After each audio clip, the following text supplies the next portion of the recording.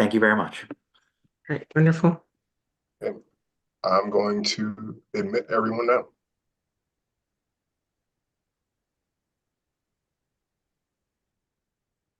Thank you very much.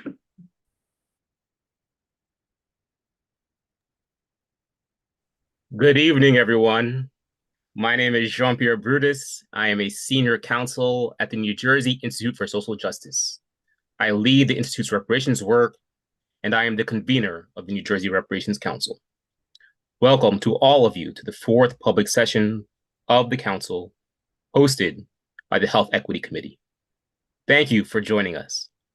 I just want to let you know that this meeting is being recorded and live streamed on YouTube. Press is in attendance to listen only. Closed captioning is available for anyone who needs it. Just hit the button.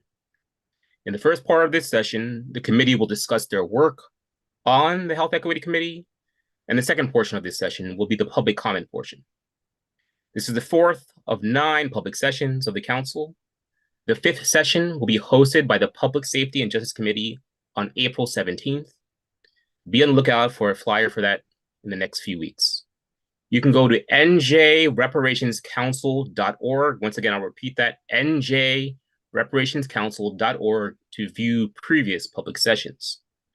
I would now like to introduce the Institute's president and CEO, Ryan Haygood, who will give an overview and mandate of the council.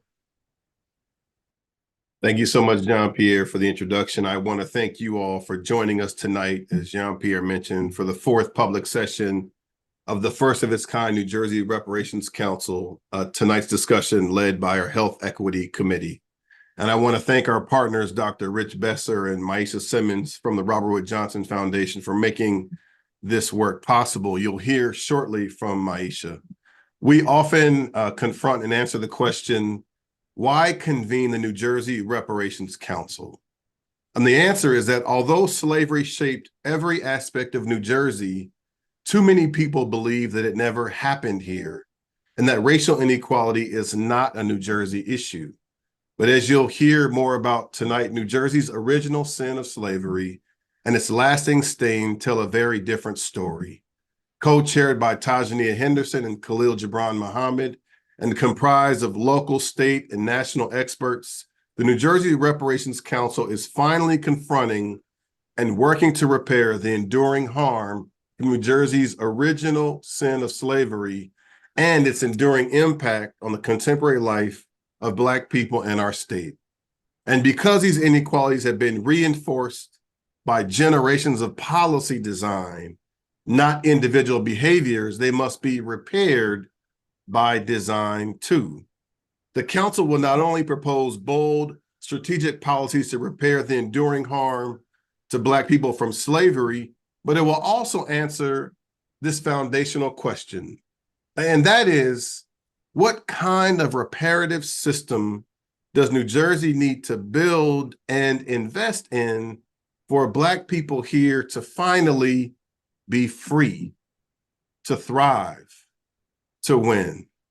On Juneteenth, 2025, the council will produce a report that will draw direct connections between New Jersey's history and its present, and propose comprehensive policy recommendations that will, on their own, serve both as a blueprint for how New Jersey can repair the enduring harm from slavery and also act as a vast resource to the reparations task force that New Jersey will ultimately create through law, thanks to the ongoing advocacy of our faith allies for reparations partners.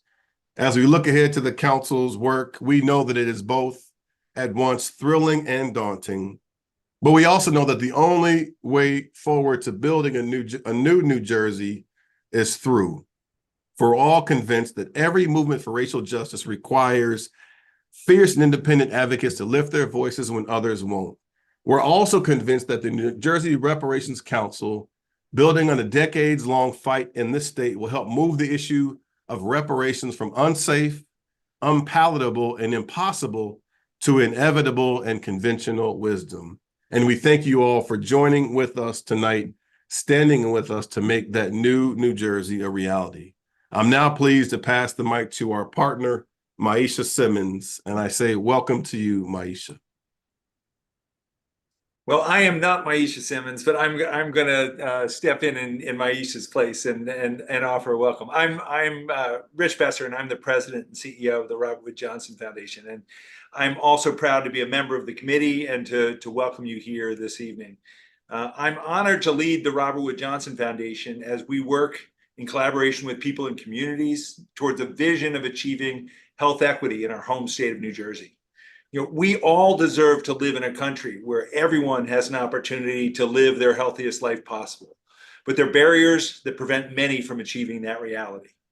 Dismantling these barriers and fixing the persistent, unacceptable gaps in opportunities for health is critical to realizing a nation where health is not a privilege for some, but it's a right for everybody. And we believe that because people intentionally built our current laws and social practices, together we can reinvent them. We fund and support the work of the Council as part of that collaborative reinvention for a few reasons. New Jersey needs a shared understanding and a process to remedy the harms Black New Jerseyans have experienced over the past 4 centuries. It's our collective responsibility to acknowledge structural racism as a root cause of health disparities if we want to achieve health equity in America. And doing this right requires a great deal of research, planning, and public dialogue. Since 2021, RWJF, our foundation, has funded a number of efforts related to reparations. We supported work to learn from the global reparations experience, including how reparations could close the persistent racial health and wealth gaps that affect Black Americans and Indigenous people so disproportionately. We've worked to strengthen the reparations field through supporting organizing efforts and capacity building toward policy action at the federal, state, and local levels. The foundation is currently helping to fund this council as a step towards achieving the justice that our government owes to Black New Jerseyans. That justice requires federal, state, and local governments to take up the mantle. In 2008, the New Jersey State Legislature apologized for past leaders' perpetuation of the institution of slavery. This was an important acknowledgement of structural racism harm. But our home state needs much more intentional action to repair generations of harm, and it needs it now. That's why the Robert Wood Johnson Foundation is calling on the state of New Jersey to impanel an official task force to address historic and present harms. Ideally, that task force would include a diverse group of community members and affected residents with the authority to make recommendations to the legislature, the governor, and agencies, such as how to reinvest funds in affected communities. So thank you again for the opportunity to speak with you and to welcome you this evening. My colleagues and I are proud to be on this journey and eager to engage in the hard work it requires. And I am excited about the important discussion we're going to have this evening. And with that, I'll turn it over to Jean-Pierre Brutus.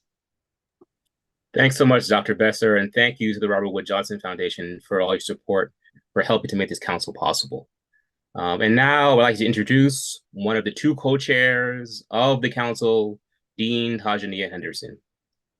Tajania Henderson serves as Dean of the Graduate School at Rutgers University, Newark, where she is also a professor at Rutgers Law School. Her scholarship focuses on the historical impact of punishment regimes on property systems in the US, and she's particularly interested in the legal histories of incarceration and chattel slavery. Let's give it up for Dean Tajania Henderson. Thank you so much, Jean-Pierre. I really appreciate that introduction. And thank you to all of you who are joining us here tonight for the first public meeting of our Health Equity Committee. This committee examines how slavery, its aftermath, and contemporary structural racism within New Jersey have impacted health outcomes and undermined health equity. This committee is examining how the social determinants of health are affecting every aspect of Black residents of New Jersey's capacity to thrive. The committee is looking at the history and the current state of access to quality health care. This includes preventive medicine, relationships with healthcare providers, maternal mortality, access to reproductive health, access to quality nutrition, as well as environmental racism, and how all of these impact Black health outcomes. The committee is also examining the relationships between and among health equity and various elements of the racial wealth gap. That means this committee's work is critically important. So long as life expectancies differ from Princeton to Trenton, the work of this committee is critical for understanding how the social determinants of health are keeping people from living the best, most full, most healthy lives that they possibly can. And with that, it is my pleasure to introduce this committee to all of you. The committee's co-directors are Dr. Denise Rogers. Dr. Rogers is the Vice Chancellor for Interprofessional Programs at Rutgers Biomedical and Health Sciences, which has just changed its name to Rutgers Health. So the Vice Chancellor for Interprofessional Programs at Rutgers Health, and she was previously the president of the University of Medicine and Dentistry of New Jersey, UMD, NJ. The committee's other co-director is Maisha Simmons, who is director of New Jersey grant making for the Robert Wood Johnson Foundation. Dr. Richard Besser, who you've just heard from, thank you so much, Dr. Besser, for joining us, president and CEO of the Robert Wood Johnson Foundation, is also a committee member. We also have Dr. Anna Branch. Anna Branch serves as the Senior Vice President for Equity at Rutgers University, and I can share with you from my job, Anna Branch is among the most important people in any room that she enters. Why? Because she is holding us to a higher standard. She is keeping us all honest, and we are incredibly appreciative for all of that work. Your other committee member is Dr. Shauna Hudson, who is a professor and holds a Rutgers chair at the Rutgers Robert Wood Johnson Medical School. You have Professor Kimberly Mutcherson, who the most recent co-dean of Rutgers Law School and serves as a full professor in our law school based and resident there in Camden.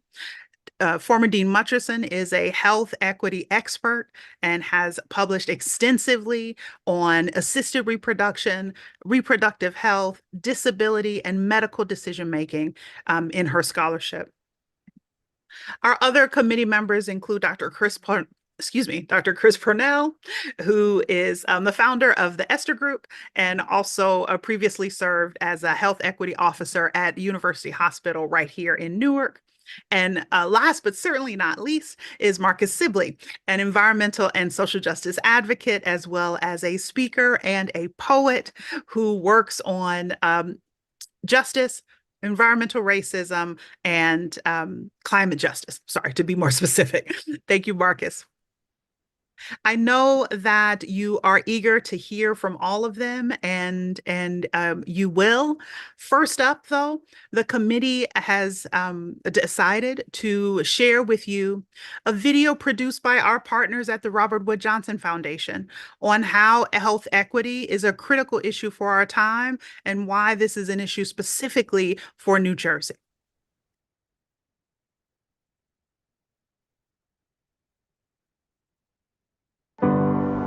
We all want to live in a United States where everyone has a fair and just opportunity to reach their best health and well-being. But right now, that's not everyone's reality. It's like having two bridges that are built differently, on purpose. One bridge is built to get people safely where they need to go, toward health and well-being. People get quality health care from doctors who respect them. Public budgets fund schools and parks. Anti-air pollution laws reduce asthma. The other bridge is built with barriers that make for a very different health journey. Industries put toxic dumps in neighborhoods. Businesses make it easier to find liquor than healthy food. Public officials ignore lead in drinking water. These barriers are more likely to be built in some communities of color and indigenous communities, and in places where people earn less money. This isn't an accident. Our laws and social practices place more value on some lives than others.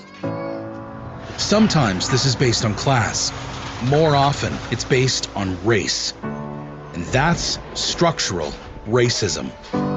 It affects the health of people and communities, which creates unequal opportunity and threatens our freedom and prosperity. Our health shouldn't be dictated by what we look like, who we are, or what zip code we live in. Each of us should have the opportunity to live the healthiest life possible in the place we call home. Since people created the laws and social practices that shape these places, people can reinvent them. We know it works to rewrite and enforce laws that create opportunity. We all can work together so that everyone's children and grandchildren can have the best possible future. We can build stable bridges, free of barriers, to give everyone what they need on the journey to health and well-being.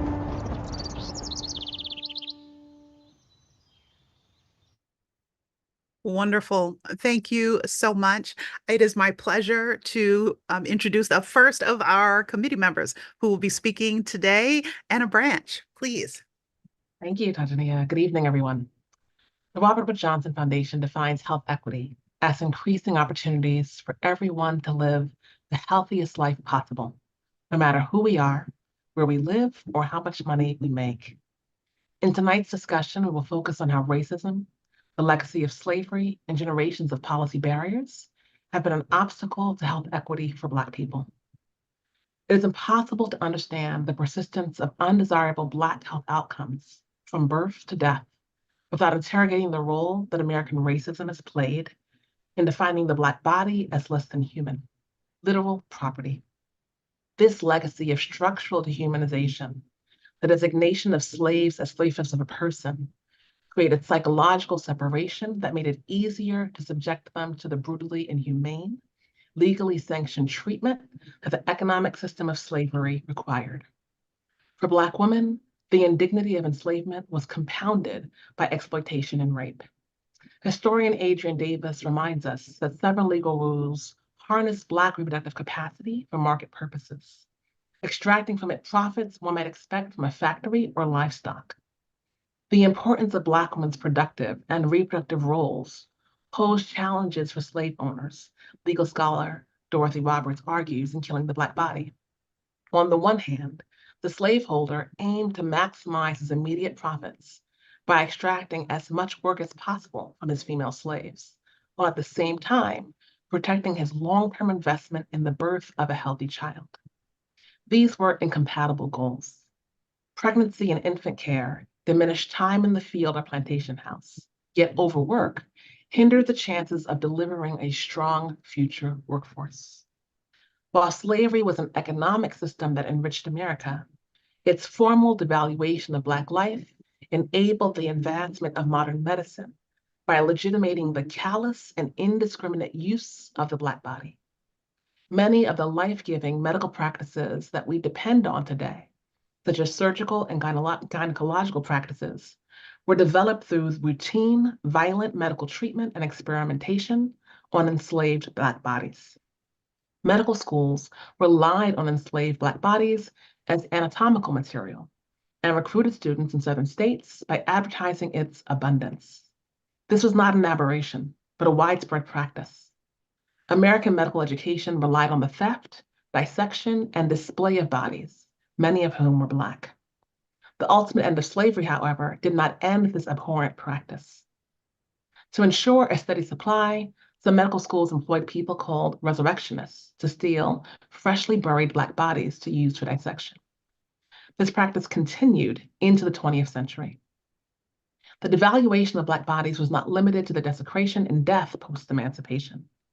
Evidence of ongoing injustice rooted in dehumanization abounds. For example, the utility of Black people as subjects of medical experimentation continued without their consent for several decades. There are some notorious examples of extensive unethical treatment within the medical industry.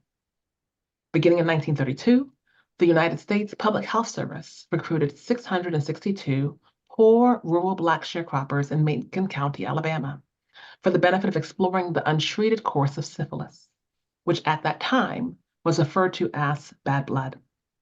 Black sharecroppers were lied to and recruited because they were seen as expendable. They were informed that they would receive treatment for bad blood and free health care if they consented to study. As of 1955, It was recorded that 30% of the participants died from the study. When penicillin was made available as an option for treating syphilis, it was denied to participants in the study. Shockingly, the study continued until 1972. It spanned the Jim Crow period into the civil rights movement. While Black Americans were and are citizens and are fully human, the legal frame of separate but equal and the host of medical atrocities undermined and denied their intrinsic worth as citizens who were worthy of protection. This devaluation, beyond unwitting participation in medical experimentation, extended to the advocacy for the restriction of Black reproduction as unfit. As the 20th century dawned, so did a fledgling eugenics movement in the US, a movement aimed at mitigating social ills, crime, poverty, and immoral acts like promiscuity through selective breeding. Foundational to eugenics was the supposition that societal ills were genetic and could be bred in or out of a population in the same way that eye or hair color can. In practice, eugenics promoted births from the most fit group, whites in the Western context, and suppressed or eliminated births from the unfit groups, in the US, Blacks. Leading US figures, including then former President Theodore Roosevelt, warned that unless white families did their patriotic duty and bore children at rates sufficient to outpace non-whites, the US would lose its distinctly American culture. Numerous states enacted policies allowing state or local governments to the discretion to surgically sterilize any resident who was deemed unfit to reproduce, with these policies predictably targeting Black populations.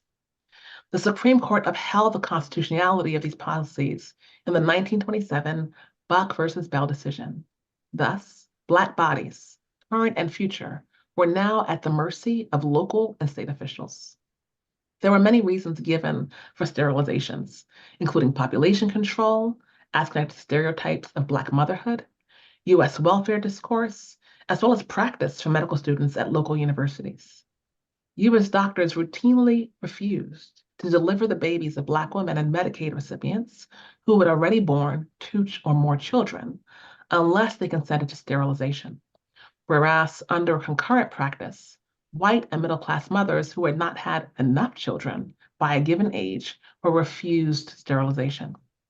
Black women only received legal protection from coercive sterilization after the fallout resulting from the notorious 1973 sterilization of Minnie Lee Ralph, a 14-year-old Black girl in Mississippi who was first administered Depo-Provera and was subsequently surgically sterilized after social workers noticed the boys were hanging around her house and feared Minnie might become pregnant while her family received benefits. In short, Black bodies and their body parts were repeatedly used indiscriminately to find cures for diseases, to create vaccinations, which led to the success of the biomedical industry. Just as in slavery, where denying Blacks full humanity enabled their harsh and brutal treatment, racism has justified the ongoing intentional harm and artificial restriction of Black life. Blacks were viewed as expendable, explicitly devalued, and deemed not worthy of being consulted for consent or informed of risk, and more.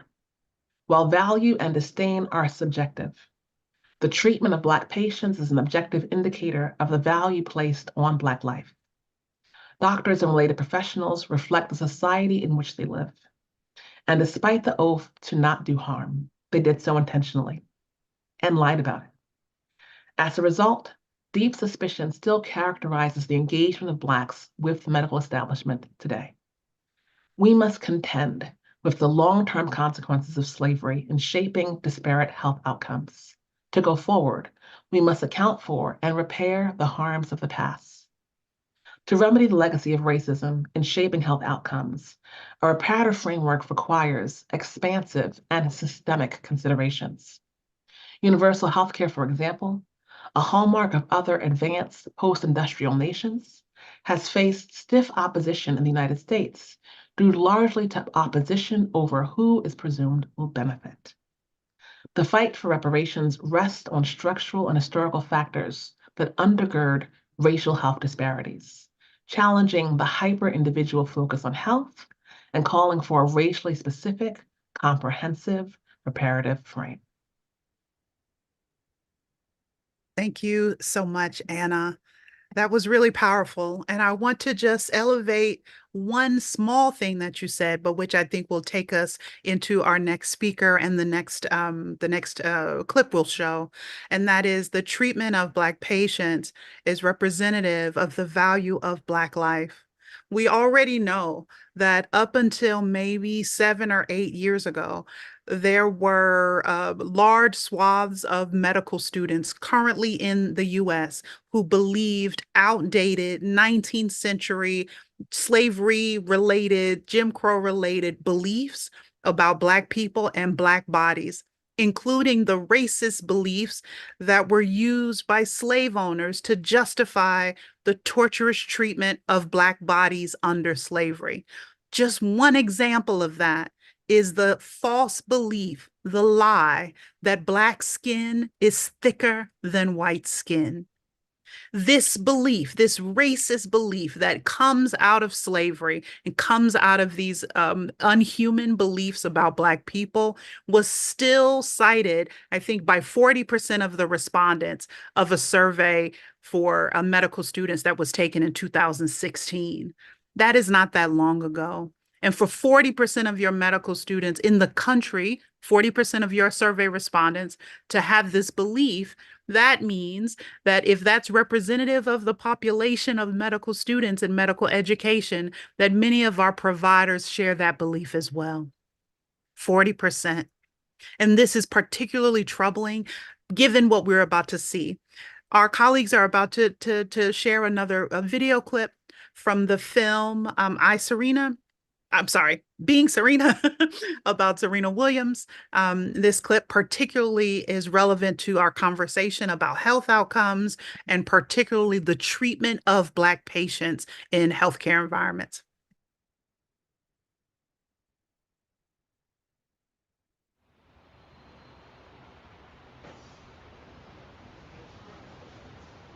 What did you say when someone said that our little girl was going to win Wimbledon in like 15, 20 years? Not if I'm still on tour. You're ridiculous. Everything went great, and I put a little makeup on so I could take pictures with the baby. And I just remember getting up and I couldn't breathe. And I was like, I can't breathe. Like I couldn't take a deep breath. I told the nurse, I can't breathe. I need a mask.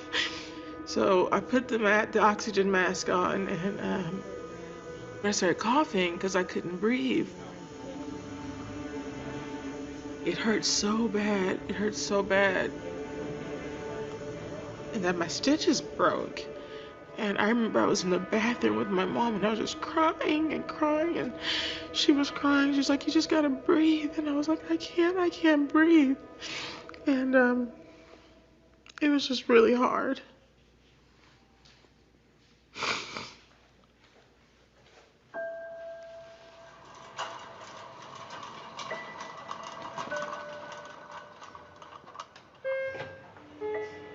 After that, I remember being wheeled back to the operating room because they had to reopen my C-section and re-stitch it.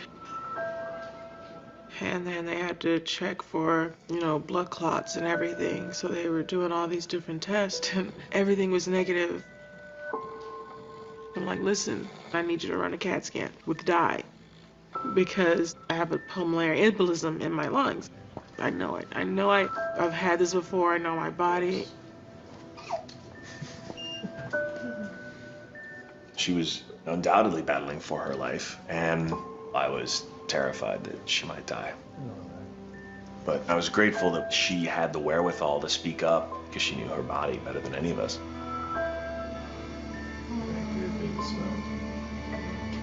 The enormity of everything was scary. But fortunately, because she advocated for herself, they ended up taking her in for a CAT scan and they found the pulmonary embolism.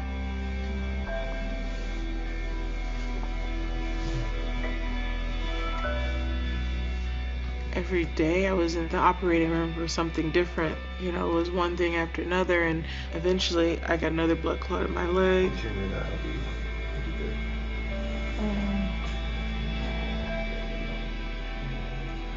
So the decision was going in for a third surgery where They put a filter in me that blocks blood clots from being able to get up to my heart. I was so healthy. My pregnancy was so easy. Like, I didn't have any problems. But unfortunately, once I had the C-section, everything from there was pretty much a nightmare.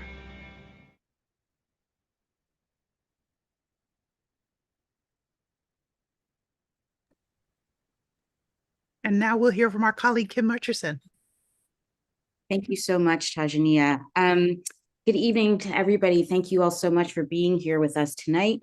Again, I'm a professor of law at Rutgers Law School, where I specialize in reproductive justice, which, as many of you may know, is a movement that was started by Black women activists in the mid-90s that focuses on three central tenets: the right to have a child, the right to not have a child, and most importantly, in some ways, I think, the right to raise one's children in safe and healthy environments.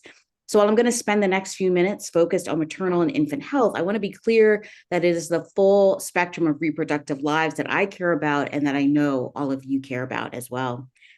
The United States has the highest maternal mortality rate of any developed nation, and Black women bear the brunt of that dismal reality.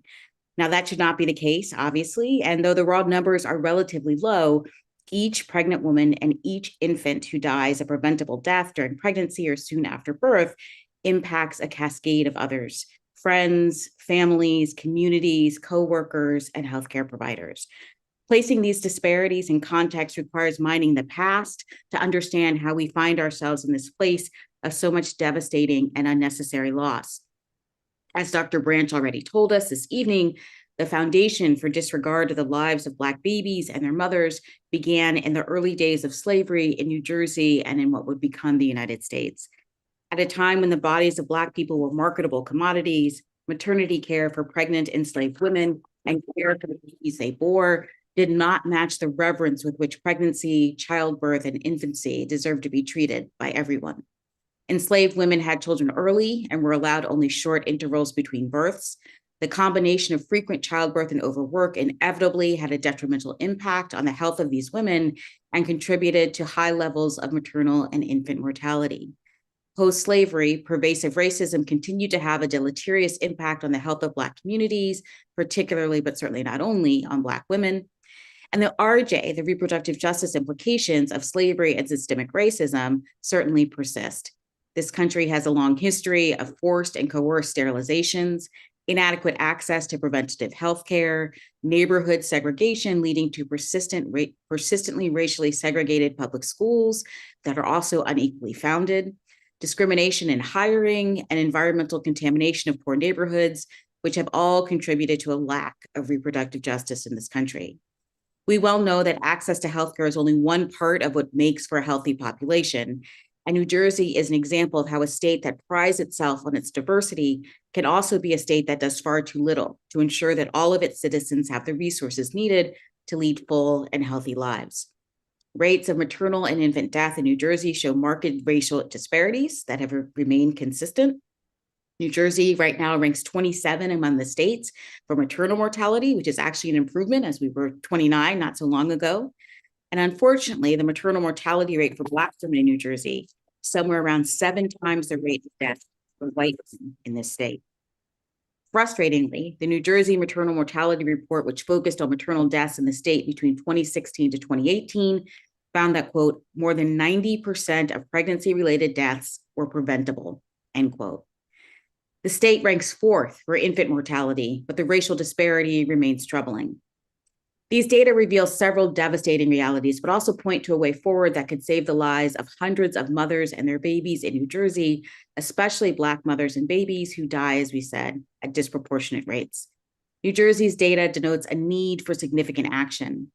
Now, recognizing the necessity and ability to positively impact the outcomes of pregnancies for all women and pregnant people in New Jersey, especially Black women, the New Jersey government unveiled the Nurture New Jersey Strategic Plan in 2021 with a set of ambitious and far-reaching goals, including ensuring that all mother-infant dyads residing in high-need areas will thrive in a fully built ecosystem from preconception to the child's second birthday.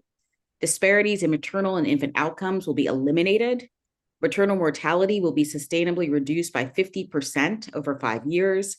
The leading causes of maternal mortality will be sustainably reduced by 50% over 5 years, and severe maternal morbidity will be reduced by 25% over 5 years.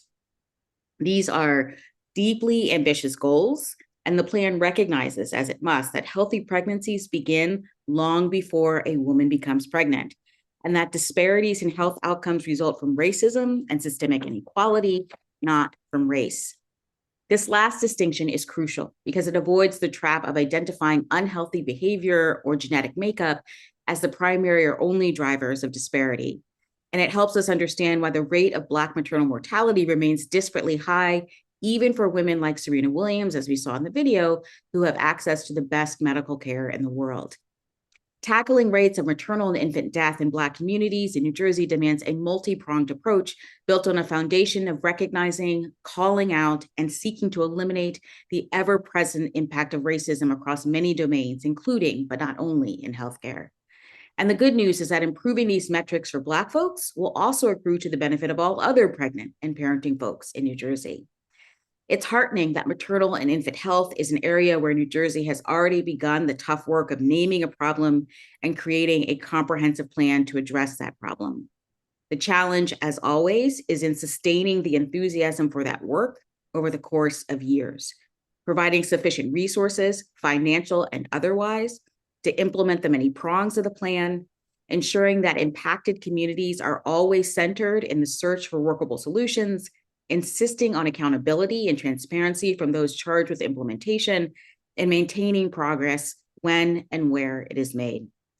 The longer these preventable deaths continue, the longer it will be impossible to claim that America's promises are not racially restricted.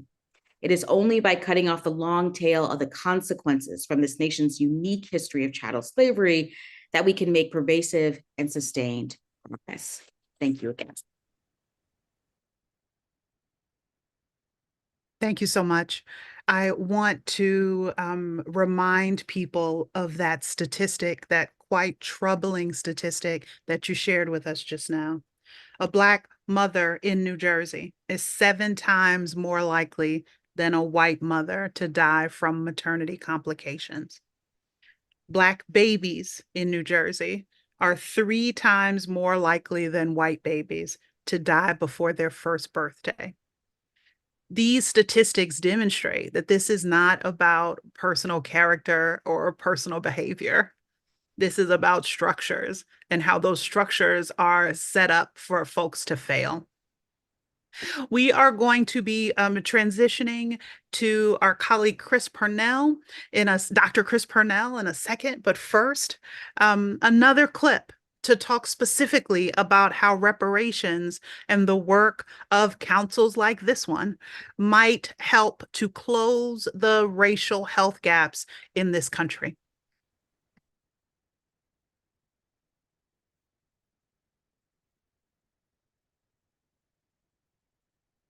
Today in the United States, a huge wealth gap and a huge health gap divide Black and white communities. Let's zoom in on one representative city, Boston. The median net worth of white households in 2015 was almost $250,000. For non-immigrant Black families, $8. In parts of the wealthy, mostly white neighborhood of Back Bay, life expectancy approaches 90 years. In parts of Roxbury, a mostly Black neighborhood just a few miles away, life expectancy is closer to 60 years. This isn't just a Boston problem. Throughout the nation's history, Black people have lived shorter lives and had worse health than white Americans. How did we get here? It's due to structural racism. For centuries, racism has been embedded in our economy and society, produced and reproduced by laws and practices sanctioned and implemented by government. The legacy of the slave trade, when Africans were sold, beaten, raped, torn from their families, exploited and uncompensated for hundreds of years, followed by a long reign of terror, and coupled with our long history of segregation and disinvestment, has directly harmed health and inequitably shaped opportunities. Discriminatory policies have prevented Black people from buying homes in well-resourced neighborhoods, from taking out loans to start their own businesses, from having access to good schools and colleges, from advancing in the workplace. Structural racism contributes to the lack of green space and the pollution that far too often chokes Black neighborhoods, to police brutality and repression, to our unjust legal system, to the limited access to nutritious foods and quality healthcare in Black communities. How can we begin to redress these long-standing harms? One potential path is reparations, designed to compensate people and communities damaged by injustice. In the U.S., policymakers at the local, state, and federal levels are considering reparations for descendants of those enslaved and other Black people. Reparations could take the form of direct cash payments to individuals paired with investments in Black communities. The focus is often on closing the racial wealth gap, but reparations could significantly narrow the racial health gap. Reparations could give Black families access to resources that are critical to well-being, but that have long been denied to Black people. Resources like better neighborhoods, better schools, more green space, and clean air. And by allowing Black families to pass on wealth to their children, reparations, along with race-conscious policies that actively work to dismantle structural racism, could break the cycle of intergenerational poverty and poor health. This is the moment for the health community and those already working on health equity to join the conversation around reparations. We must be at the table to close the health gap and correct centuries of injustice.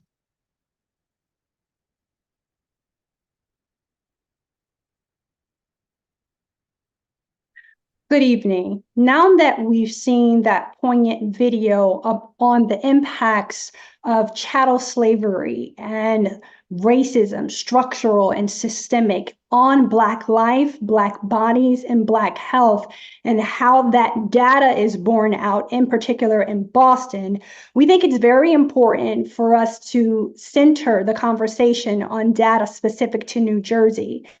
If you look at the New Jersey State Health Assessment data and just visually inspect the bar graph that is there, it is obvious that those who are Black and non-Hispanic have a lower life expectancy than those who are white and or Hispanic and or Asian in the state of New Jersey. And that's quite alarming if you look at the differences. At 72.2, meaning as a newborn, what is the average age you can expect to live to, and compare that across racial and ethnic groups. Next slide. If we take this story, this narrative a little bit deeper, we're able to see not only is there a lower life expectancy for Black persons in the state of New Jersey, but also if you look at specific chronic health conditions, these are among the leading causes of death in the state of New Jersey, as well as disability, but the leading causes of death, you see once again a bar graph, a representation how Black lives are faring differently than are those who are white in the state, those who are Hispanic in the state, and those who are Asian. If you look specifically at cancer, diabetes, and diseases of the heart, Black people either have more of those conditions leading to death, or they are among the top folks in the population groups contributing to higher death rates. Next slide. If we look specifically at the causes of death in New Jersey, and we'll talk about this in a moment once we're done with the slides, we see, and we're not surprised to see this, that heart disease, COVID-19, since the pandemic and the public health emergency, and cancer and unintentional injury are among the top 4 causes of death, not only in Black people, but you will also see data presented in a little bit about how that's similar in white people. What is alarming is the differences in the death rate if you would begin to compare them. Next slide. And finally, How do we connect these disparities, these inequalities that we see in health outcomes with the abysmal wealth gap that is in our state? We hear a lot of conversation across the United States about the disparate levels of wealth across racial and ethnic communities, but New Jersey is a disaster, as you see that our peers and friends at the New Jersey Institute for Social Justice have illuminated. If you look at the U.S. median household wealth and see the discrepancy versus white, Black, and Latino, and then look at what's happening in New Jersey, this is something that should strike alarm in all New Jerseyans, in particular in those of us who identify as Black. Thank you. You may stop the slides. So where does that lead us next in this conversation? Whenever we begin to think about a depiction of accumulation of wealth, and we explain a wealth gap and a health gap, I want you to know that they are connected, because accumulated wealth is associated with a power in society. And that power, rooted in a caste system, allows certain people to have access to privilege, have access to opportunity, and other people to be locked into structural, social, political, cultural, financial, psychological, and physical realities that not only shape their health in unhealthy ways, but also shapes their access to opportunity. And by shaping access to opportunity, it performs an almost negative feedback loop, which also impacts their mind, which also impacts their body, which also impacts their immune system, which also impacts their DNA. Whereas in the literature, this toxicity, this toxic stress of having less access to power because of discriminatory rules and discriminatory norms really leads to a weathering on Black lives. So there are three fundamental truths that I think it's very important for us to be able to understand before we look at specific numbers by chronic health conditions in the state of New Jersey. One, the inequities or the barriers that we've been talking about tonight have arisen and shaped Black life and health, and that these barriers are fundamental truths backed by science, data, and lived experience. So racism is a particular manifestation of a caste system whereby certain people have an oppressive and inescapable life tax that causes them to live sicker and die sooner. If we would take that a step further, that second truth that's so important for us to acknowledge is that cumulatively, the transatlantic slave trade, the intra-American slave trade, chattel slavery itself, and Jim Crow and segregation policies through contemporary American society have structured opportunities whereby one group has more access to power and is advantaged, and another group has less access to power and is disadvantaged.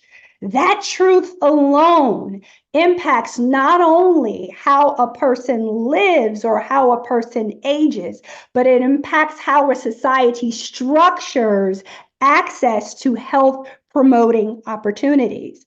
And finally, before we talk about very specific data, health is an accumulation of clinical and non-clinical factors, right? You heard it said in all of the videos. So where a person lives, works, plays, prays is actually a more dominant impact on their life, their health incomes than is healthcare. But that is not to say that healthcare is not a necessary imperative. So when we think about New Jersey specifically, and we look at those disparate outcomes in life expectancy that we saw, we can also see that by disease group. For instance, in 2020, the age-adjusted death rate due to COVID for Black New Jerseyans was 214.6. That's twice of white residents. If you look at heart disease, cancer, unintentional injuries, and stroke, which are the 4 top leading causes of death, but you break it down by white populations in the state and Black populations in the state. For instance, I'll just give you 2 examples. For white people, the death rate from heart disease was 169.4, but for Black people, it was 183.6. If we look at the death rate from stroke for white people, it was 29.5, but for Black people, it was 40.4. And finally, one other data point. We talked about life expectancy. But we also want to talk about the data that shows potential life loss before 75 years of age. For white people in the state of New Jersey, that's 6,324 years approximately. But for Black people in the state of New Jersey, that's 12,742 years. Let that rest. Let that resonate. And that is why the aim of tonight is not just to give you information, but to put us on a pathway to explain how comprehensive reparations that not only look at environments which group or segregate access to the life promoting and health promoting conditions, but how health systems function within those environments and the need for universal health care per se, and the need for tracking disease outcomes by race and ethnicity, and the need for robust pipelines that allow Black people to become the providers that very necessarily take care of other Black persons in population, which has been shown to yield better outcomes. Thank you.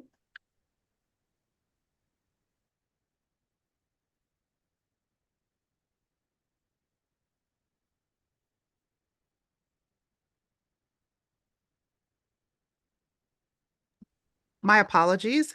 I was talking and no one could hear me. I'm sorry about that. Thank you, Dr. Purnell. I just wanted to highlight again for my own benefit as something to keep in mind as we move forward, and that is your brilliantly articulated point that access to health equals access to opportunity. And it is opportunity that improves lives and family trajectories. These are community makers. Opportunity is a community maker. And when our neighborhoods and our communities are not set up to provide access to opportunity, then the people are being stolen from. And I would say racism is an opportunity thief. Structural racism in healthcare is an opportunity thief. There's no reason why the health outcomes should look the way you described, particularly when it comes to lost lived years and the other stats that you so brilliantly articulated for us. I want to segue to a brief clip to get us thinking broadly about what opportunity looks like and what lack of opportunity looks like, particularly in the context of environmental racism. After this clip, we will hear from committee member Marcus Sibley to talk a bit about what is environmental racism and why we should be paying closer attention to its effects.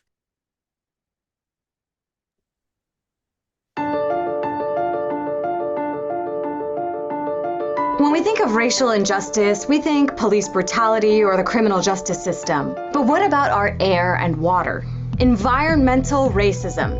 It's about policies and practices that discriminate against communities of color by making them live near landfills, sewage plants, and other polluting facilities. And while poverty has a lot to do with it, the leading environmental justice expert told me this. Racism trumps class. Even middle-income African Americans are more likely to live in more polluted neighborhoods. In fact, one study found that Black Americans making $50,000 to $60,000 a year are more likely to live in polluted neighborhoods than white Americans who make just $10,000 a year. Flint, Michigan is a textbook case of environmental racism. It's where 100,000 residents have been poisoned with toxic water contaminated by high levels of lead. Why? Because the state was trying to save a buck. Flint is around 57% Black, with 40% of its population living in poverty. Residents protested the dirty water for over a year, but were ignored. And that's how environmental racism plays out. Minority communities have much less political clout, so regulators can and often do ignore them. And not far from Flint is Detroit, where 83% of the population is Black. It's home to the most polluted zip code in Michigan. Zip code is the most powerful predictor of health. And all communities and all zip codes are not created equal. Southwest Detroit is surrounded by a lot of industry like salt mining, steel production, tar sands oil refining, and coal burning. And that's meant that 1.6 million pounds of chemicals enter that community yearly. Not coincidentally, Wayne County, where Detroit is, has the highest number of children's asthma cases in the state. But look, environmental racism isn't just a Michigan story, it's an American story.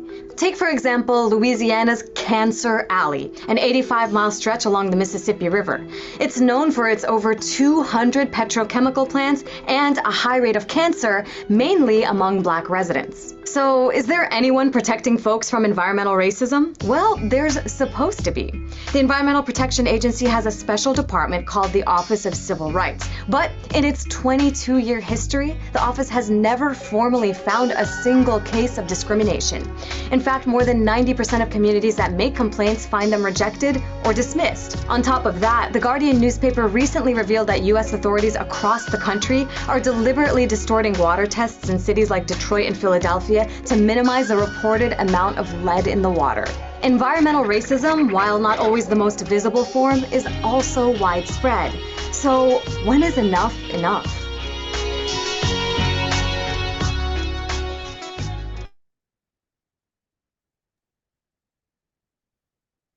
Peace and good evening, everyone. My name is Marcus Sibley, and I am very proud to be on this committee. I also am the chair of the New Jersey Progressive Equitable Energy Coalition, the Northeast Director of Conservation Partnerships for the National Wildlife Federation, and I also chair the Environmental and Climate Justice Committee for the Southern Burlington County NAACP. I'm here to speak with you tonight about the correlations between environmental racism and health inequities in the Black community right here in New Jersey. But before we dive in, and pardon me for a moment, I'm gonna start my timer because I can talk. So I'm gonna make sure I got my own timer on too. But before we dive right in, we need some context because context matters. So for instance, did you know that in just a few years, our national defense budget will eclipse $1 billion? That's 1,000 millions. Wow. But why so much? Well, because there's a fear that others would try to steal what they've stolen from others. It's their priority to be well defended from enemies, both foreign and domestic, at all times. Now, what does that have to do with anything we're discussing tonight? Everything.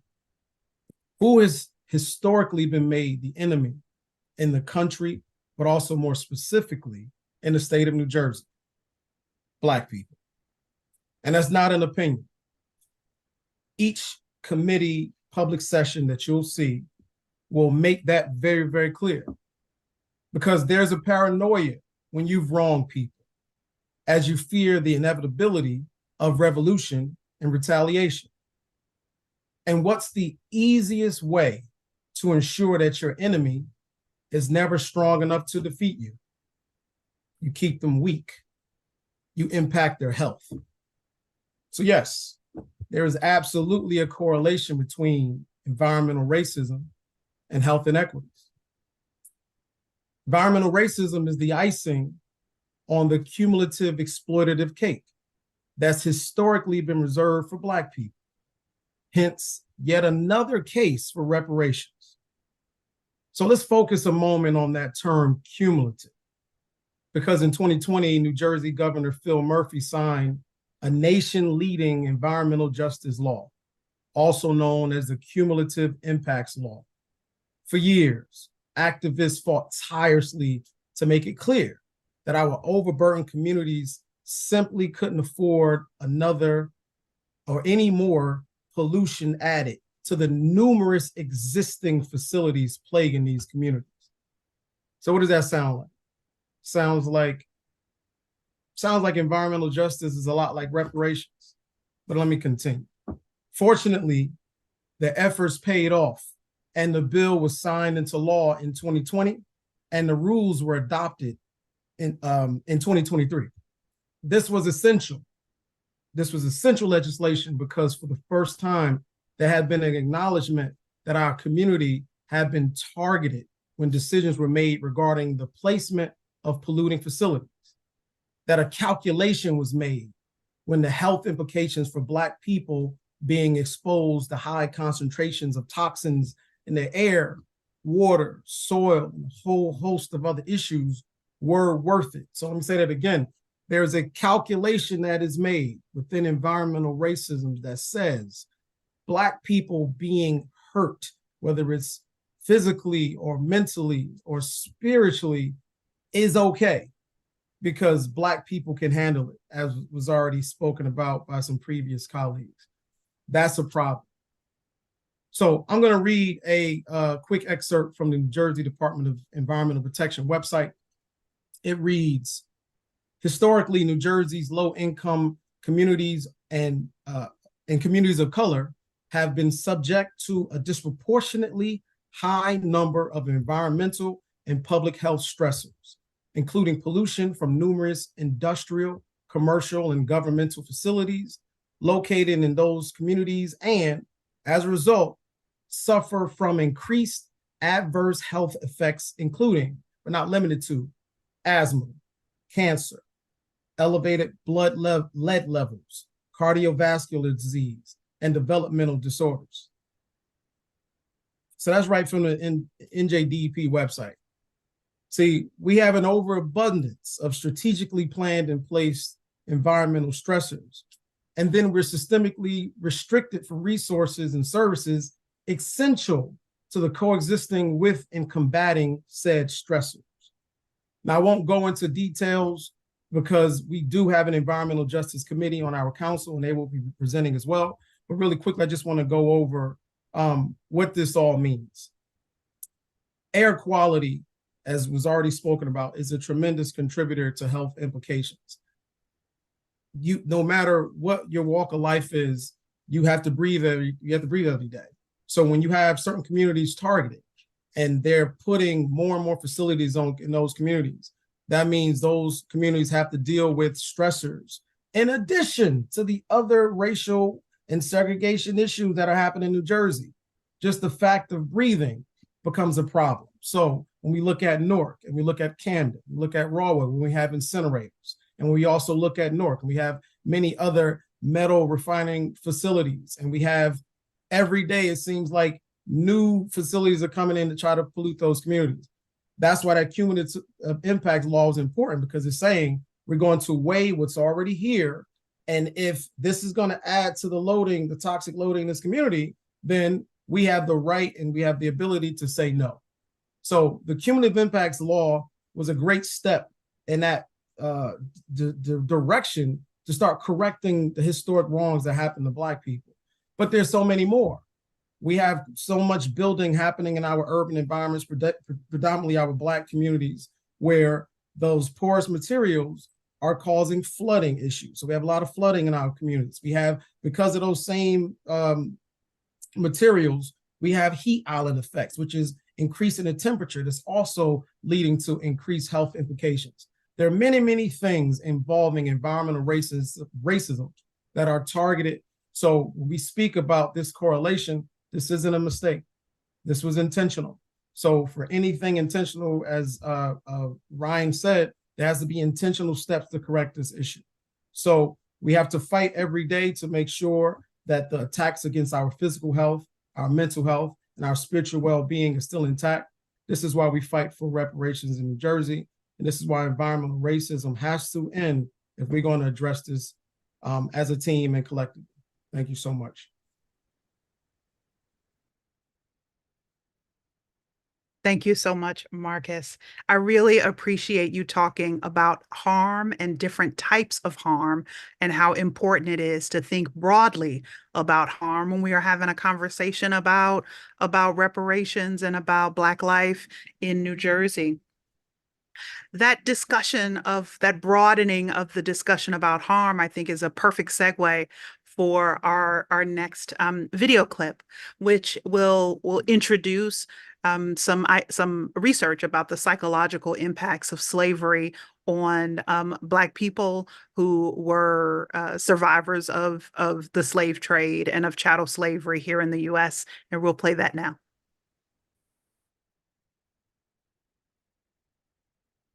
I'm here at Fort Monroe in Hampton, once known as Point Comfort, the very spot where the first enslaved Africans arrived in America 401 years ago in 1619. The atrocities my ancestors endured, packed and stacked on slave ships like pieces of property, brought to this country to build it with their blood, sweat, and tears. Psychiatrists say trauma like that can affect a people for generations. 7-year-old Wenta Amore Rogers' passion during a recent protest in New York struck a chord across the country. The amount of passion in her voice, in her eyes for a child that young made me not just see her, it made me see our ancestors before her. So that little girl learned that from history. She learned that from her parents. And that's even like why it's so important for us to continue to tell the stories. Nationally renowned psychiatrist Dr. Dion Metzger says the unrest we see today is 401 years in the making. And the point of slavery, to the point of, whippings and killing and lynchings, even, in generations after that. But the issue is that fear gets instilled into the children because parents are trying to protect their children. So that fearfulness, I think, is what's passed on, in addition to the trauma, just having to deal with the physical abuse, the sexual abuse. Hampton Roads has long been a significant location in the dark history of racism. Metzger says the outcry we're seeing today at peaceful rallies, sharing stories and fighting against injustice can be a form of healing. And it's not going to be a quick fix. Us telling our stories is one big part of it. I'm a psychiatrist, I'm going to say therapy. It's like at this point, with all the images that we're seeing, all of the videos, it's a lot. And a lot of people think in order for you to suffer from PTSD, you have to be a victim. So you would have to have been one of those people like George Floyd or Breonna Taylor. No, you can still have the same traumatic impact just from watching the video. And sometimes it's even greater if you identify with the person. Is it possible that as Black people, we are experiencing a PTSD from what they went through 401 years ago? Absolutely. Absolutely. Just because we didn't experience it, us learning about the history or even from family stories, it's the same thing. And that's why for so many in the Black community, it's not only about George Floyd, Ahmaud Arbery, and Breonna Taylor. It's about the trauma that began right here in Hampton 401 years ago. In Hampton, I'm Jessica Larche, News 3. And this will provide us an opportunity to segue to our next speaker. Before we do, though, I just want to put on the radar for our continued consideration what it means for trauma to be generational. It means only that one need be born to suffer. That's what generational trauma refers to. One only need to be born in order to suffer. And with that, I will transition to Maisha Simmons, please. Thank you, Tajania. We've had the opportunity so far this evening to talk about the land and how the land has been taken from us as ability to be medicine. We've talked about the body and how our bodies have been tested on and absorbing that testing and through sickness and disease. And now we have the opportunity to talk about the mind and how our minds, even how we responded to those traumas, have been pathologized as Black people. James Baldwin said to be a Negro in this country and be relatively conscious is to be enraged almost all of the time. However, as a country, these realities of coping, managing, and eradicating these stressors are not met with systems that are providing the tools and supports that lead to positive mental health and well-being.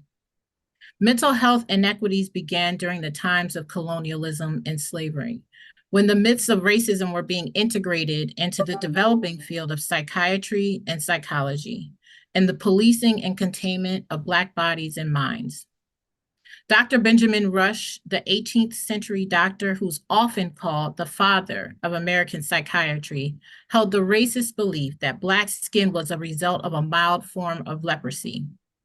His one-time apprentice, Dr. Samuel Cartwright, spread the falsehood throughout the antebellum South that enslaved people who experienced an unyielding desire to be free were in the grip of mental illness he called drapetomania, or the diseases causing Negroes to run away.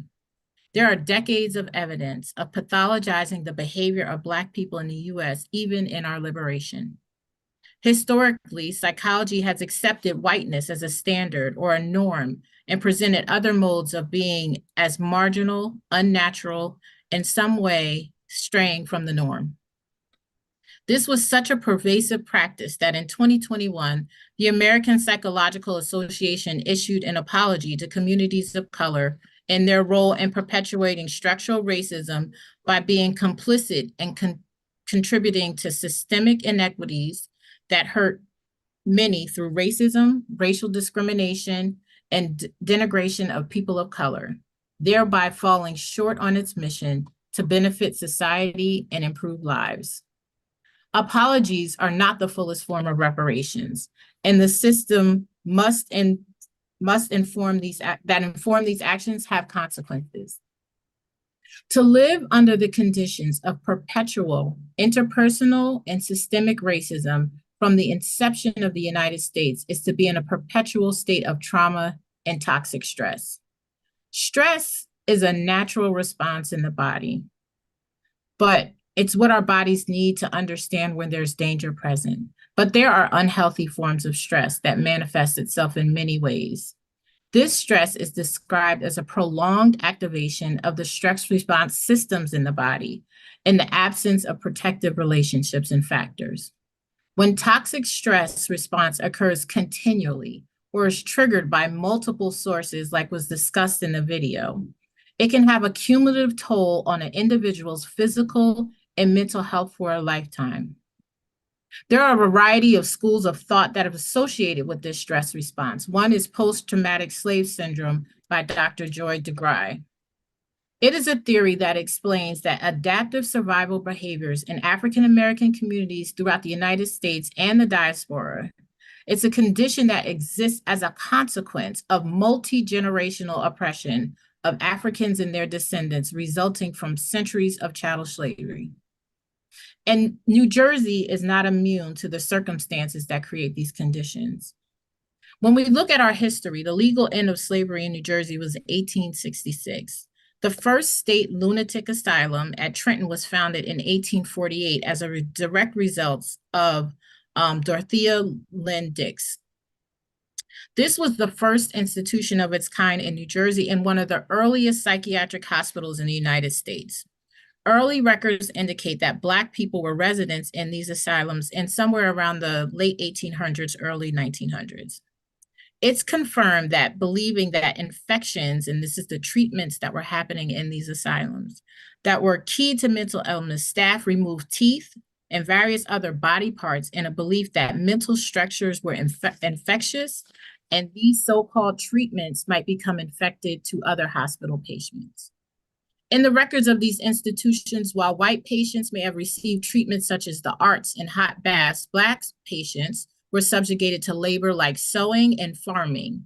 And those were that was the treatment that they were receiving.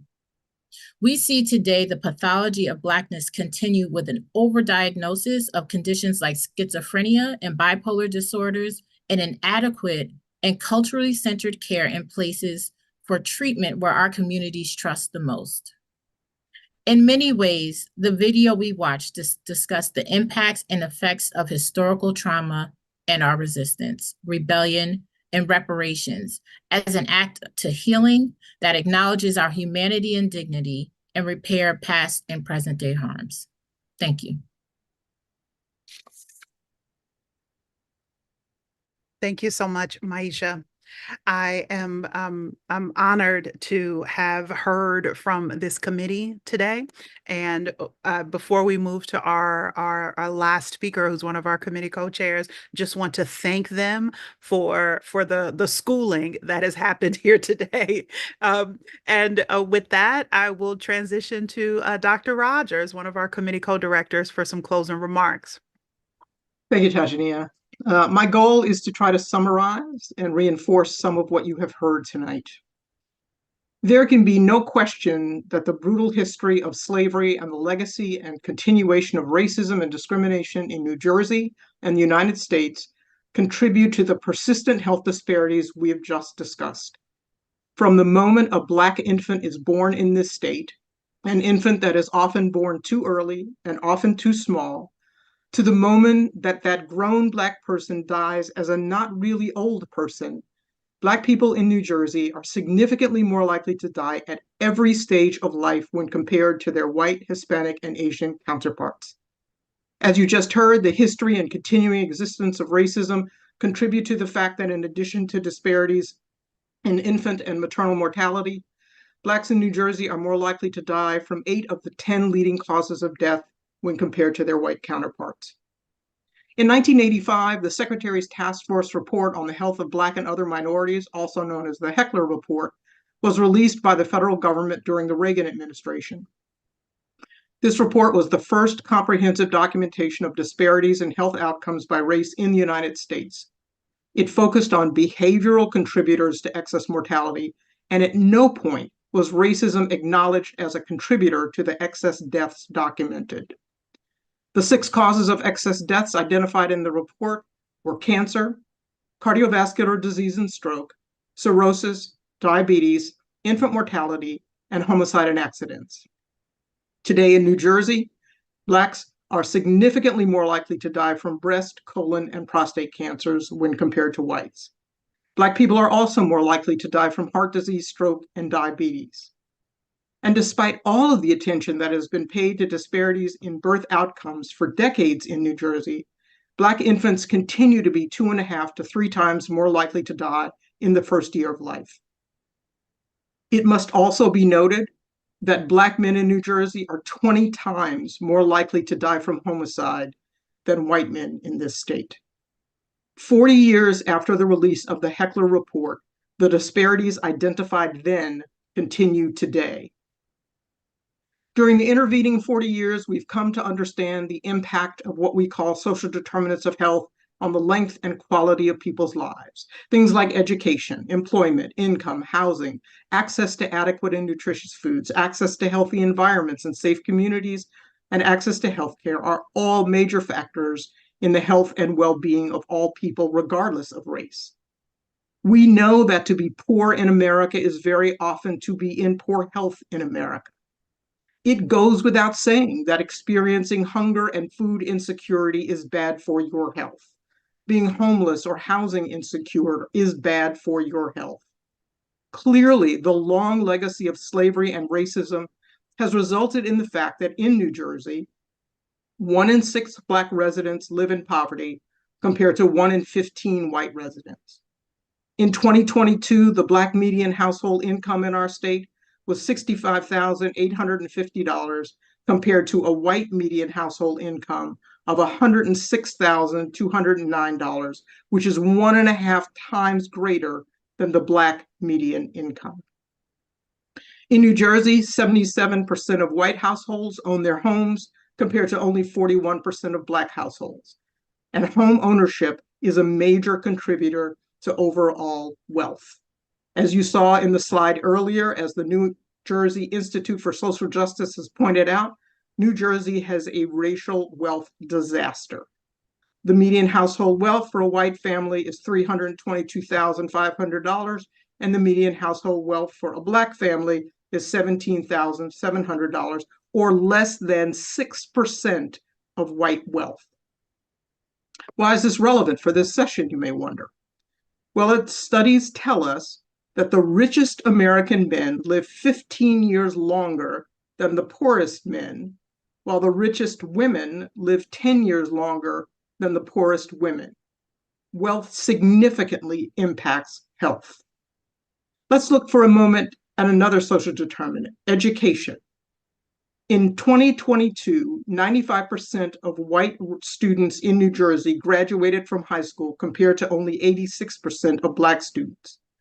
This is significant because high school graduation in and of itself has a marked impact on reducing odds of death in adulthood. As was previously discussed, the legacy of slavery and ongoing racism have had an adverse impact on both the physical and mental health of Black people in America. And yet, I would be remiss if I didn't acknowledge the tremendous resilience African Americans have exhibited as we survived and thrived in an all too often hostile environment. In some ways, Nikki Giovanni says it best in her poem, Nikki Rosa. Childhood remembrances are always a drag if you're Black. You always remember things like living in Woodlawn with no inside toilet.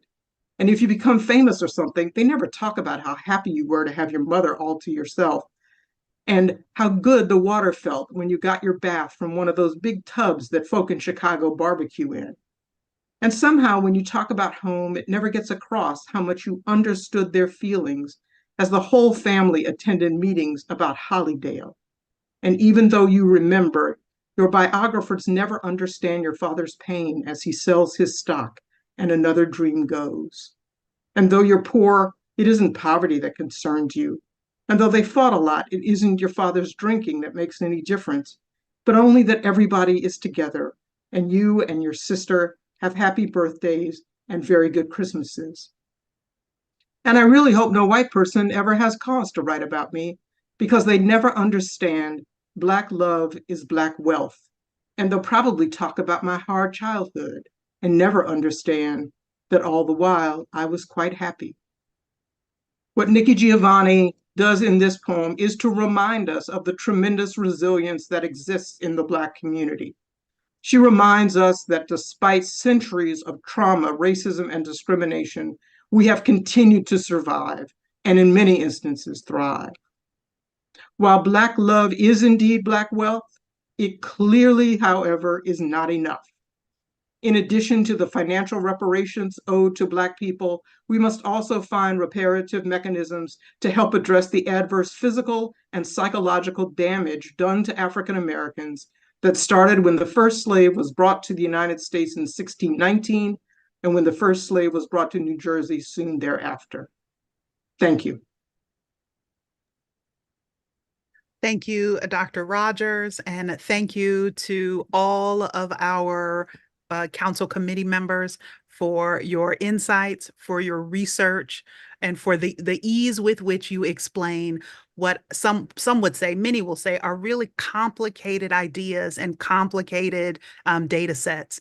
The more we can make this information accessible to people, the better we will be able to communicate the dire need for reparative justice. And so thank you to all of you on this committee for your work today.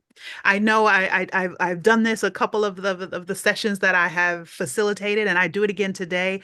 Thank you to everyone who is watching us on YouTube. We appreciate the engagement with these speakers, the engagement with this content, and we appreciate the public-facing nature of your engagement. We know that this is a commitment on your part too, and I just want to say thank you. We all say thank you for showing up again and for sharing your ideas and sharing your thoughts as we move through this learning process together. Thank you to all of you. And with that, I will turn it over to Jean-Pierre. Thank you so much, Tajania. And I just want to reiterate, I just want to give a big thank you to the Health Equity Committee for such a textured and resoundingly profound engagement with the material and presenting it to the public. It was really brilliantly done. Thank you so much. And thank you, Tajania, for such a wonderful job moderating. Before we get to the public comment section, I just want to invoke 3 names briefly. I would like to invoke Dr. Kenneth Clark and his partner and wife, Mamie Clark, 2 psychologists whose work was fundamental in helping to get Brown v. Board and to end segregation in schools in the U.S. Their work as psychologists was fundamental in demonstrating the negative impacts of Jim Crow on the minds of young Black students in the South. And then second, related to that, I want to invoke the Martinican psychiatrist, Frantz Fanon, whose foundational masterpiece, The Wretched of the Earth, whose work is revolves around psychiatry of those who are colonized, served as what the Black Panther Party and the Black Power movement called the Bible for their movement, and helped to usher in the Black is Beautiful movement. So I just want to invoke those two aspects of the role of how psychiatry and psychology can play a role in informing the harms both of slavery, but also thinking about the alternatives. And now for thinking about the public comment portion. I know the committee looks forward to your comments and how your comments will inform the work going forward. To those of you who have previously submitted your comments, we appreciate it. Feel free to contact us through the website at njreparationscouncil.org. Once again, that's njreparationscouncil.org. This is your time to express your views via the website. And I just want to reiterate that there are a few rules for the public comment portion. As pointed out in the flyer, only those who are previously registered will be allowed to speak. You'll be limited to 3 minutes. There will be a timer in the upper right-hand portion of the screen. I will give you a 15-second warning, and then I will give you a 10-second grace period on the other side of the 3 minutes. At that point, you will be muted, no exceptions. So I just want to make that clear. Please don't ask for extra time. Once you reach that 3 minutes and 10-second mark, you will be muted. If you find that you still would like to express yourself and that the 3 minutes and 10 seconds was not enough time, please feel free to go to njreparationscouncil.org. Now, we have a lot of folks who signed up for public comment tonight.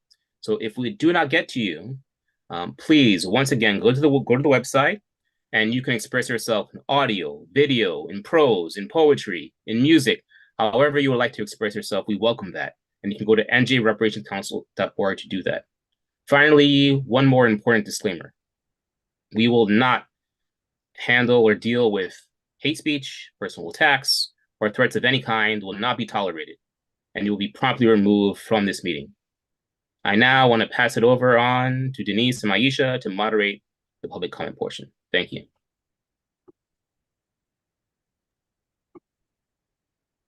Thank you, Jean-Pierre. And so we're going to start with our first person to provide comment, Carlos De Sena. Good evening, everyone. My name is Carlos De Sena, and I serve as the acting director of the Institute for the Study of Global Racial Justice at Rutgers University.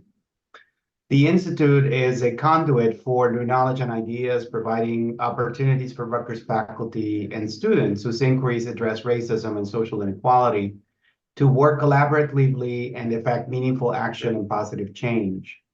I was a member of the steering committee for the Black Bodies, Black Health Project, funded by the Robert Wood Johnson Foundation, which brought cross-disciplinary groups of experts together to explore and unpack structural racism in service of creating equitable health outcomes.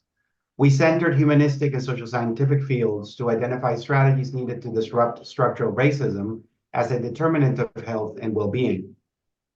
A central question was understanding how we as a society came to the point where white bodies are naturalized and Black bodies are invisible, the consequences of representation, and what we all must do to intentionally create a different, more just future.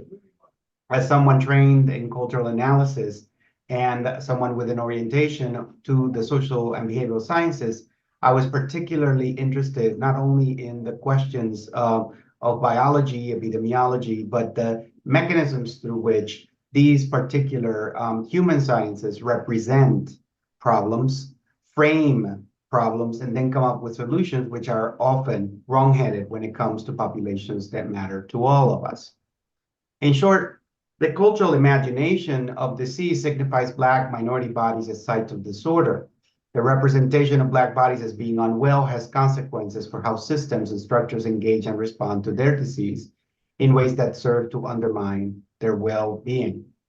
The cultural representation of disease, from news media to public commentary, influences how systems and structures respond.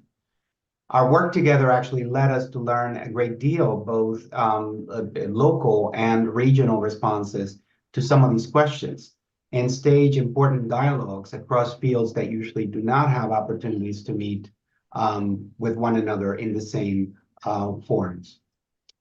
Using the lens that we developed together in the work, we can see, for example, how locating the challenges of the crack epidemic as a problem of individual behavior rooted in recklessness led to a different public response to the opioid epidemic.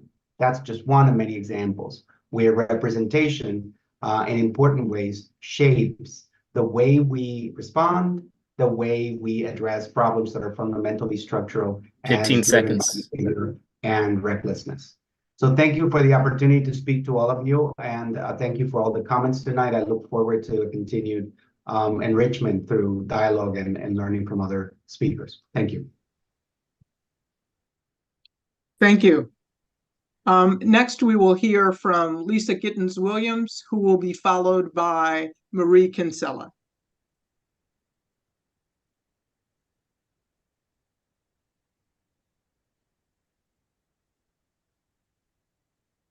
We will just move on then to. Hi, can you hear me?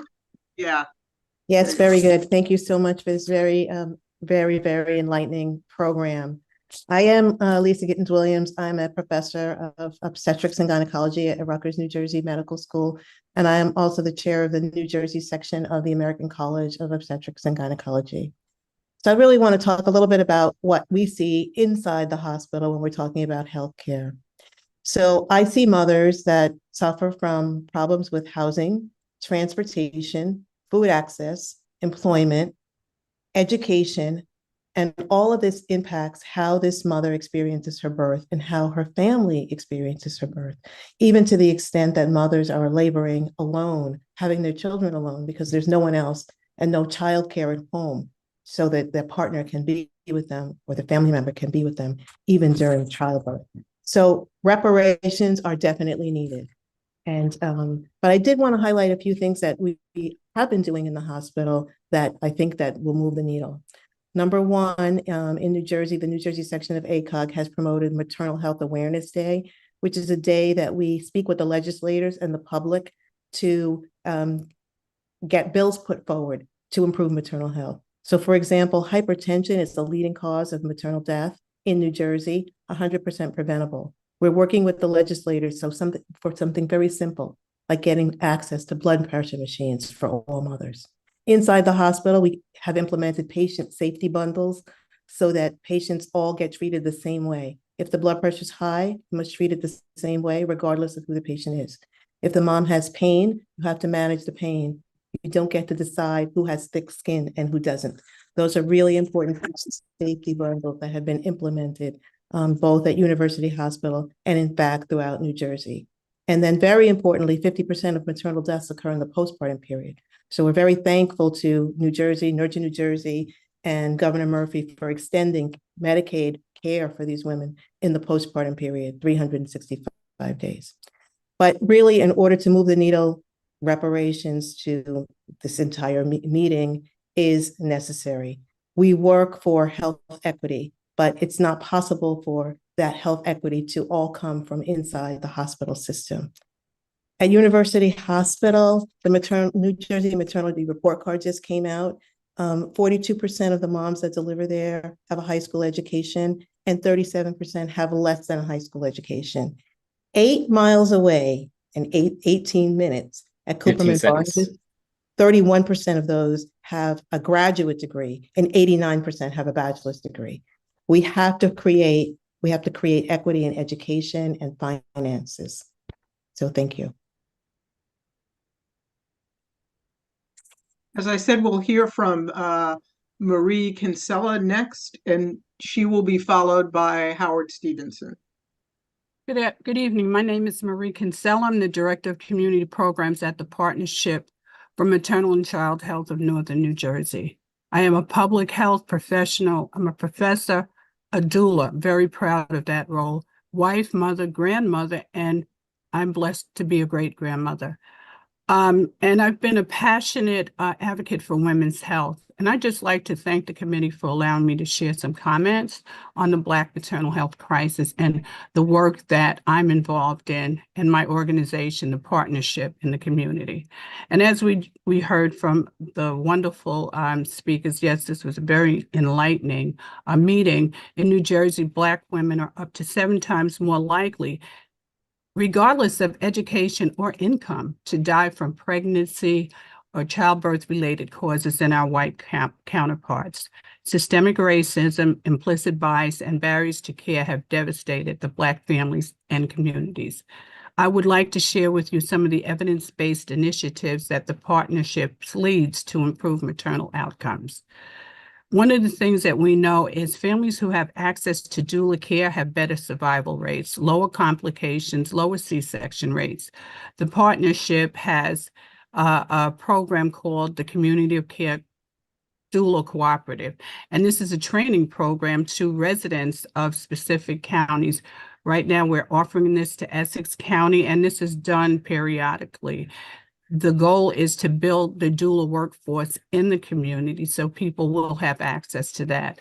These doulas are provided with skills and certification so they can launch a career as a doula, and we're able to partner with local hospitals during training, and those hospitals allow us to observe things to ensure that our doulas are seen as members of the birthing team.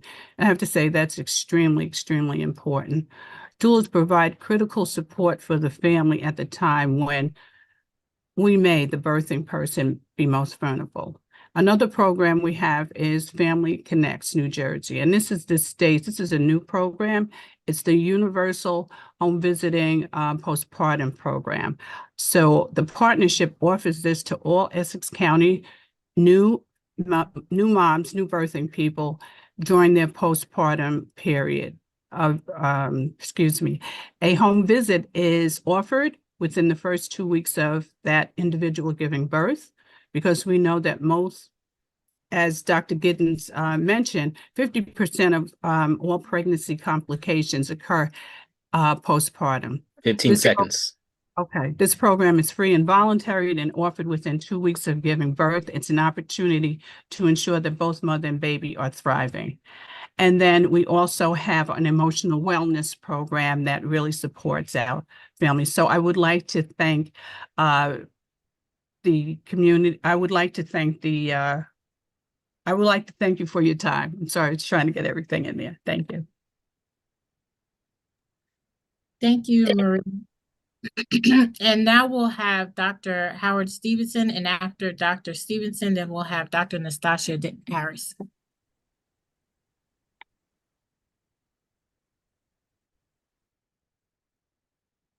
You're on mute. There you go. Thank you. Hi, I'm Dr. Howard Stevenson, and I'm the Constance Clayton Professor of Urban Education and Clinical Psychologist, and I run the Center Racial Empowerment Collaborative at the University of Pennsylvania. My biggest concern has been the history of enslavement leading to disproportionate health outcomes, particularly around mental health for Black and Brown people, families, and particularly youth. If you look at what Black and Brown young people have to face on a daily basis, particularly rising racial discrimination that diminishes their emotional health and academic productivity, and these effects extend into adulthood. Structural oppression promotes dehumanizing interactions in friend relationships and school classrooms. These conflicts impact academic achievement, work, as well as work productivity, as well as work access to wealth development. Some of the work that we have done, if you actually think about the amount of need for the mental health outcomes for Black and Brown youth, we will not be able to educate psychologists and mental health professionals to meet the need. Some of the work that we have done out of the Racial Empowerment Collaborative takes into consideration that Black youth face at least 5 incidents of hate online every day, and that does not include face-to-face encounters that impact their well-being physiologically as well as emotionally, including sleep quality. Some of the work that we have done includes preparing natural healers, in particular barbers. In a randomized control study, my colleagues Loretta and John Jamat and I were able to demonstrate that by training African-American barbers for about 680 men, 18 to 24, we were able to demonstrate that they could reduce engagements around violence with peers, partners, and all of that is a function of culturally responsive interventions to help, which we call racial literacy, to help Black men understand the impact of discrimination and dehumanization on their bodies, thoughts, minds, and souls. in many respects, we have also used athletic events as ways to engage the emotional well-being of young people. There are ways in which we're going to have to appreciate natural healers as resources, which we can train to be health educators in natural environments that are 15 seconds. responsive, and also will address the long-term impact of discrimination into adulthood that I mentioned earlier. Thank you very much.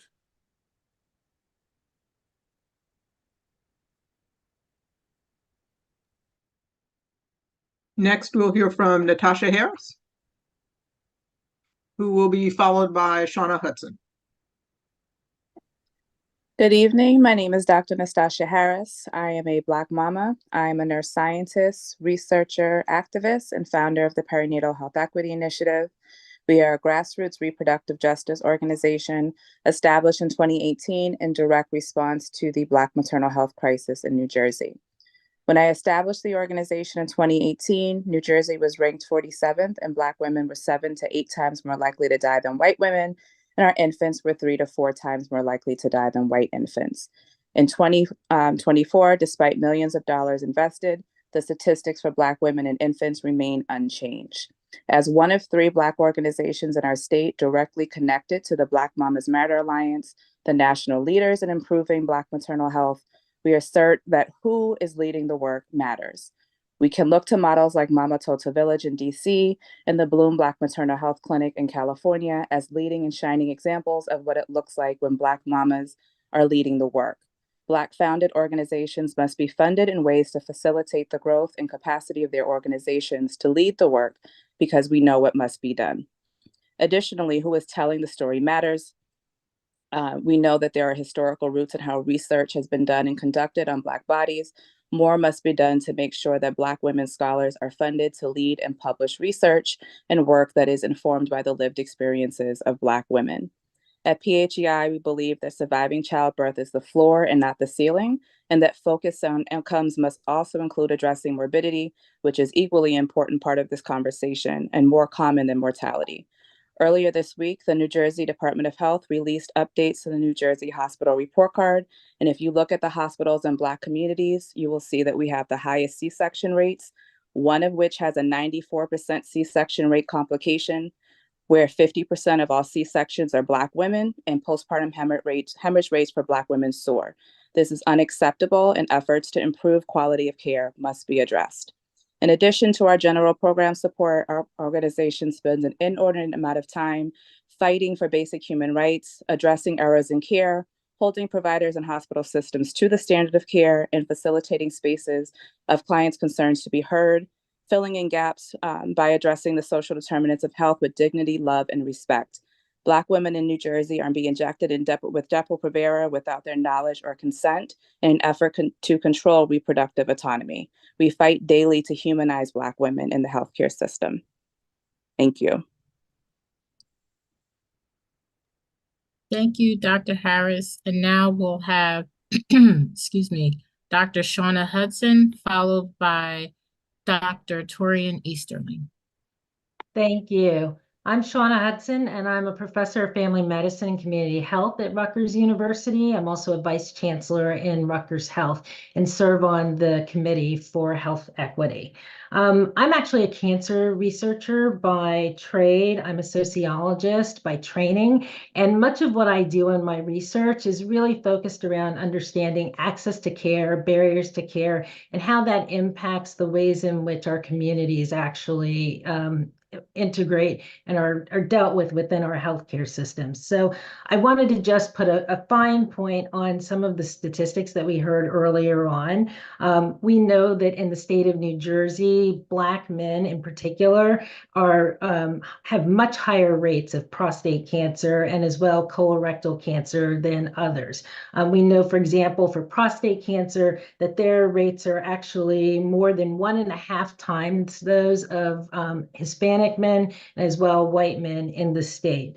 Additionally, if we look at Black women and the rates of cancer that are most prevalent in those populations, we know that breast cancer is one of the most dominant issues for the community, and that our women in particular have usually a later stage diagnosis, poor prognosis and survival outcomes that are much worse than other populations. So as we think about reparations, one of the things that I want to bring to the fore in terms of our discussion is a thought and a focus on what we in the cancer literature call financial toxicity. So there are many new treatments that are coming out at this point. We have better access to treatments, but yet they are not actually financially within our reach. And so our research team has actually done some work with the New Jersey State Cancer Registry, where we saw that Black individuals, Black women in South Jersey actually had much lower access to financial information, to insurance, and as a result, we're actually having a double burden of not only a cancer diagnosis and treatment, but then also bearing financial burdens. And so one of the things that I want to end with today is to make sure that in our discussions of reparations, that we're also thinking about the ways in which chronic diseases are treated and making sure that all of our populations are having access to that. And it's only by reparation that we're actually going to be able to make sure that everyone has access. So I just want to end with giving another example that's not cancer related, but is actually sickle cell disease. We know that both 15 seconds. and sickle cell are treated by chemotherapy. They require large swaths of time where you're hospitalized and also not being able to work. And so what we want to make sure is that we actually are able to access treatments that are new and gene therapies that are new, but we also know that those therapies can be upwards of $2 million for a single treatment. So we need to really be thinking about reparations and the ways in which we actually work with our community on this. Thank you. Thank you. Next, we'll hear from Dr. Torian Easterling, who will be followed by Carrie Ann McGeary. Good evening, and thank you. Thank you for allowing me to share a few words for this auspicious evening. My name is Dr. Torian Easterling. I serve as the Senior Vice President for Population and Community Health at a health system in Central Brooklyn. Prior to that, I served in a leadership role in the New York City Health Department, leading equity initiatives both internally and externally to eliminate health inequities. And as we heard tonight, and really importantly, anti-Black structural racism is driving health inequities. And this is through a cascade of factors. And also, I think what has clearly been laid out is that to build a healthier city, a healthier state, and ultimately what we want is a healthier country, we must confront racism head on, and we must treat it like a public health crisis. And we certainly have seen this during the COVID-19 pandemic, which highlighted the stark realities of this country. And we know that the original sin is at the heart of it and is created in this society that may seem irreplaceable, irreparable. And I think what we're saying right now is that this is a moment today and the day after, that this is something that we want to address. And there is much redress that is needed, particularly for the over 40 million Black Americans whose descendants who bore the weight of enslavement, Jim Crow laws, and ongoing discrimination. I want to make sure that I also acknowledge that there are the impact of many of these racist policies, some which we've heard, such as redlining, and others are still deeply felt today, like the Flexner Report in the early 1900s, that have caused loss of not only assets, but wealth generation opportunities, and also the ability to address health outcomes in Black and Brown communities. When we know that 5 of the 7 medical schools that were alive or that were functional at that time of the Flexner Report closed because of the standards that were set by Abraham Flexner and many others who were responsible.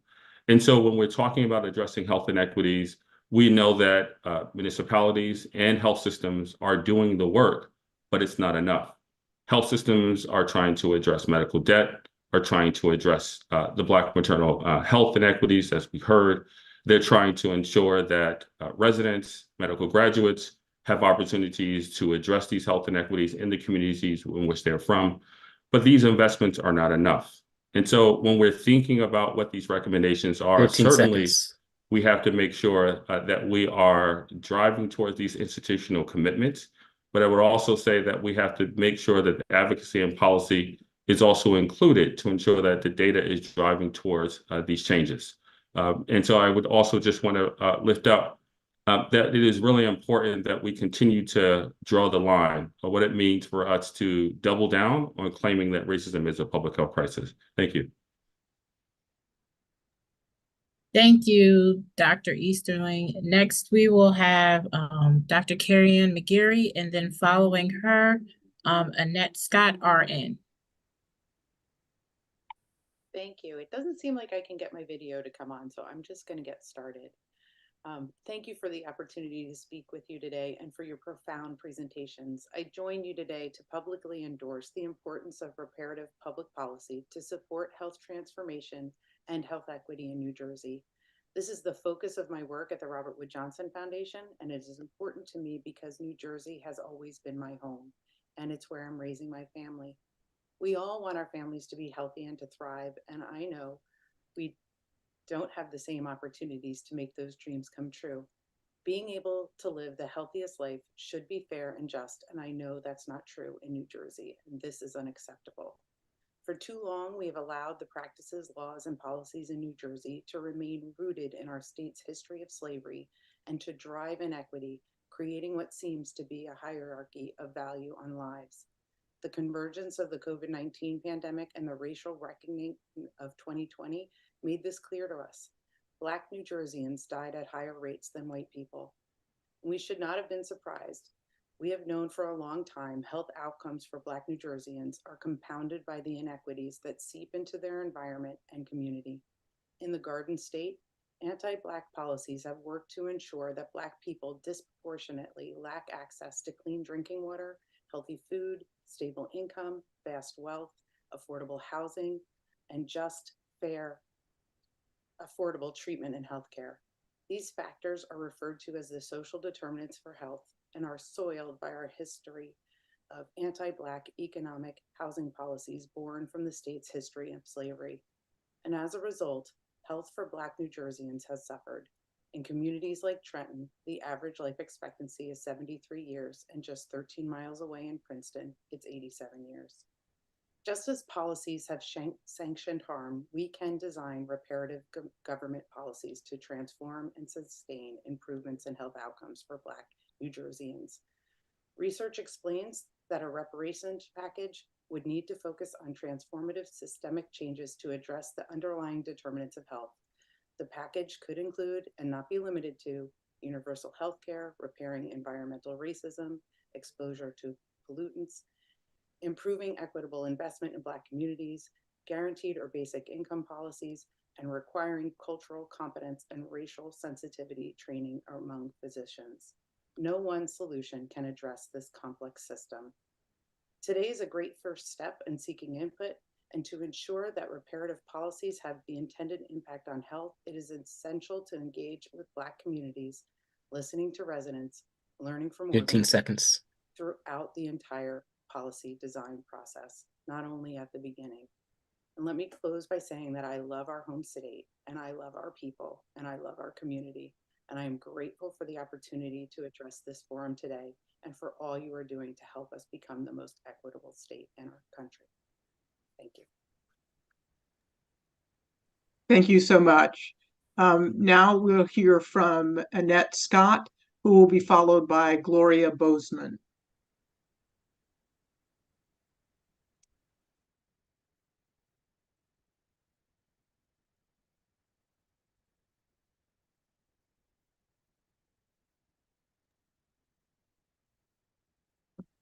Perhaps Annette Scott is not here, so we will move now to Gloria Bozeman.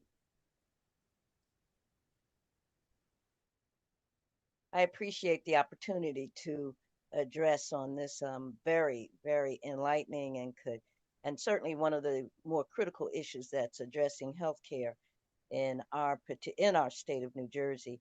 I am Dr. Gloria Bozeman. I've been a professor at New Jersey City University for more than 40 years. I identify myself as one of the more seasoned professors who happens to be there.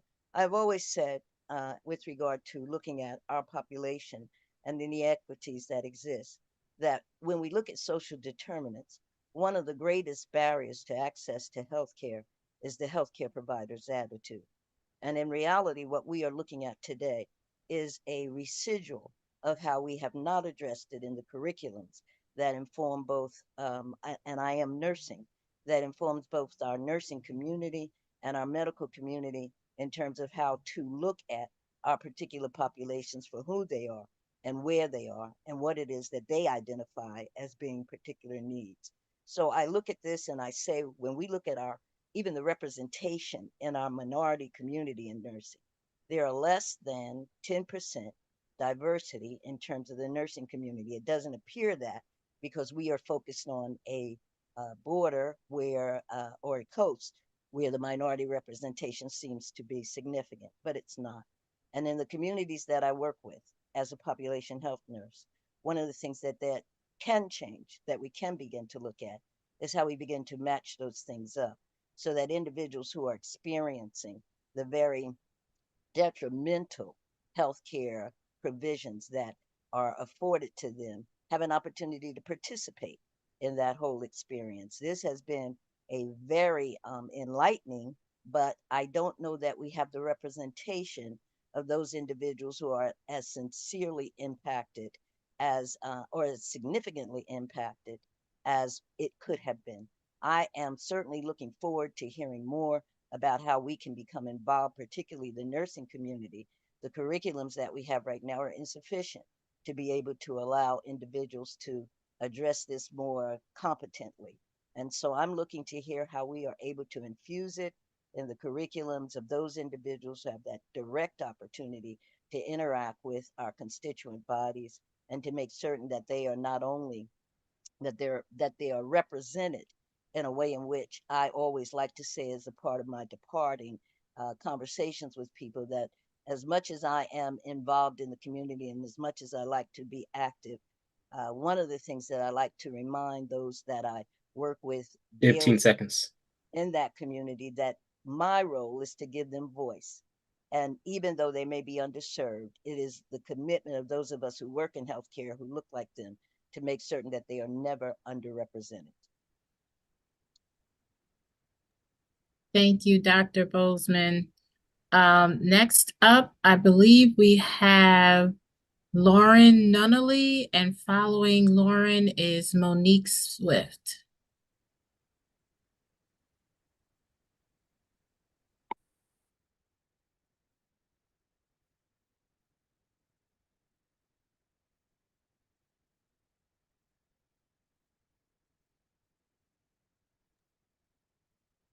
Okay, it doesn't seem like Lauren is on. Monique? Good evening. Can you hear me? Yes, we can. Okay, thank you. Good evening. My name is Dr. Monique Swift. I am a psychologist representing the Anti-Racist Mental Health Alliance of New Jersey, a nonprofit organization dedicated to addressing racial inequities in the field of mental health. For Black people, the generational impact of enslavement coupled with present-day racially inequitable policies, practices, and power structures not only leads to early death, but also leads to a life ravaged by deeply crippling and enduring cycles of trauma and psychosocial impairment. We simply cannot have conversations about health equity without centering mental health and wellness. Mass incarceration, unlawful police murders, unemployment, underemployment, high rates of maternal mortality, economic oppression, environmental injustices, redlining, educational deprivation, along with many, many other systemic harms, leave Black people in desperate need of psychological repair. And yet, our current mental health system is inept at meeting these needs. We currently have a dearth of Black providers, largely owing to race-based barriers that preclude Black students from successfully completing mental health degree programs. And even when they do graduate, racially disparate outcomes on licensing exams, which are known to have no predictive validity, act as yet an additional barrier to becoming a Black mental health professional. In addition to a dearth of Black providers, there is also a dearth of Black perspectives. In 2021, the American Psychological Association admitted that their science is biased in favor of whiteness, white people, and white epistemologies, and that they, quote, continue to publish research that conforms with white racial hierarchy, end quote. So mental health professionals, both Black and non-Black alike, are trained from a framework that is steeped in white supremacist perspectives. This results in Black clients being disproportionately overlooked, misdiagnosed, and mistreated. At a time when the rates of depression, anxiety, and suicide are at an all-time high, Black people are desperately seeking mental health services only to be further harmed by the invisible hand of an anti-Black white supremacist ideology masquerading as sound psychological science. If we are serious about eradicating the legacy of the slave state of the North, health equity must address these issues. In closing, I do want to thank the New Jersey Institute for Social Justice and the New Jersey Reparations Council for recognizing that repair goes way beyond dollars and cents, and for their efforts in building reparative systems through transformative policies that will produce a legacy of healing and repair. Thank you. Thank you. Thanks so much for those comments. We're going to go back now to Annette Scott, and then she will be followed by Shakira Abdul Ali.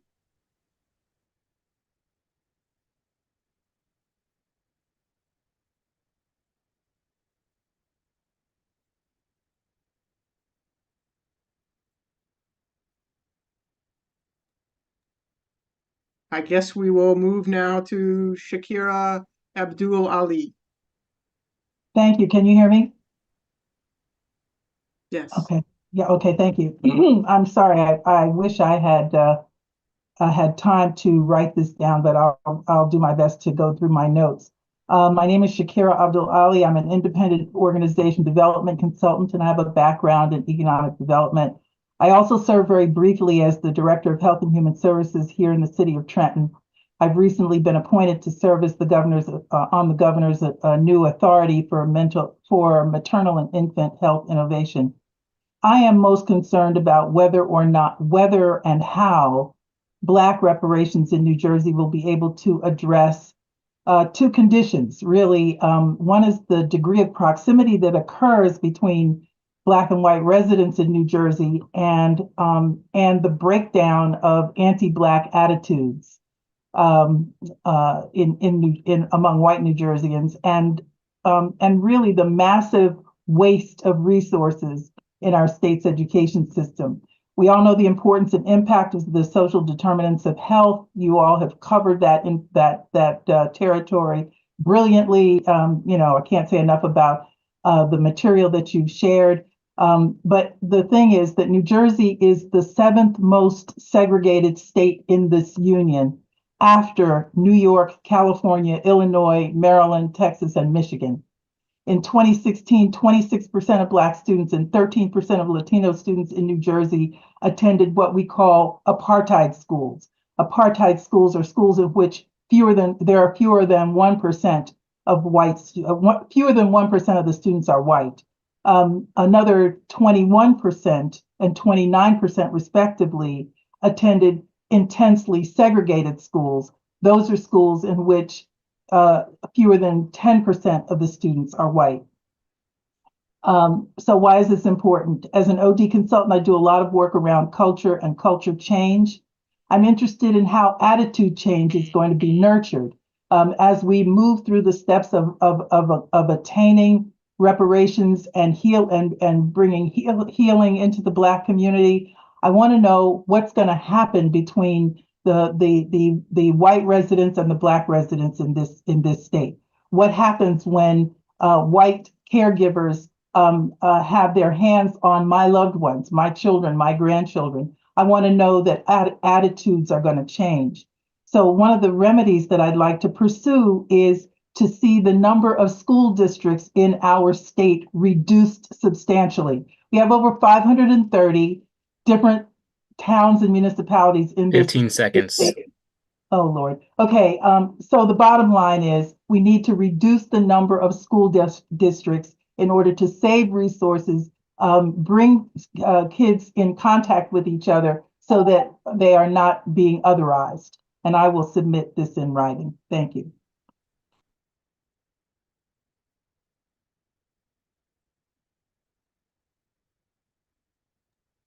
Thank you. I contacted our facilitators behind the scenes, and it looks like that might have been the last comment of someone being online. I just want to double check with Jean-Pierre.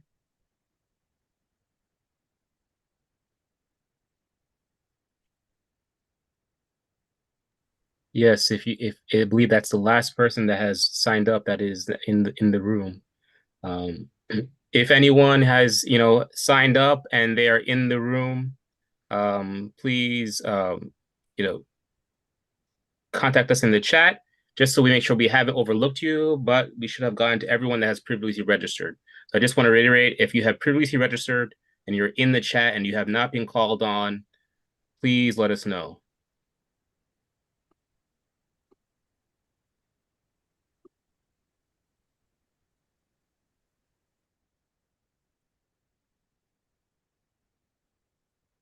So Okay, Maisha, it would seem to, touching. oops, sorry. No, Denise, please continue.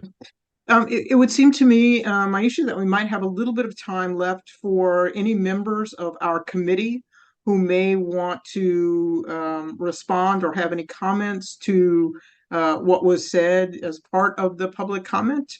I think it would be reasonable to give them an opportunity to do that before we close out. So if our committee members could turn on your cameras and let us know if you have any comments.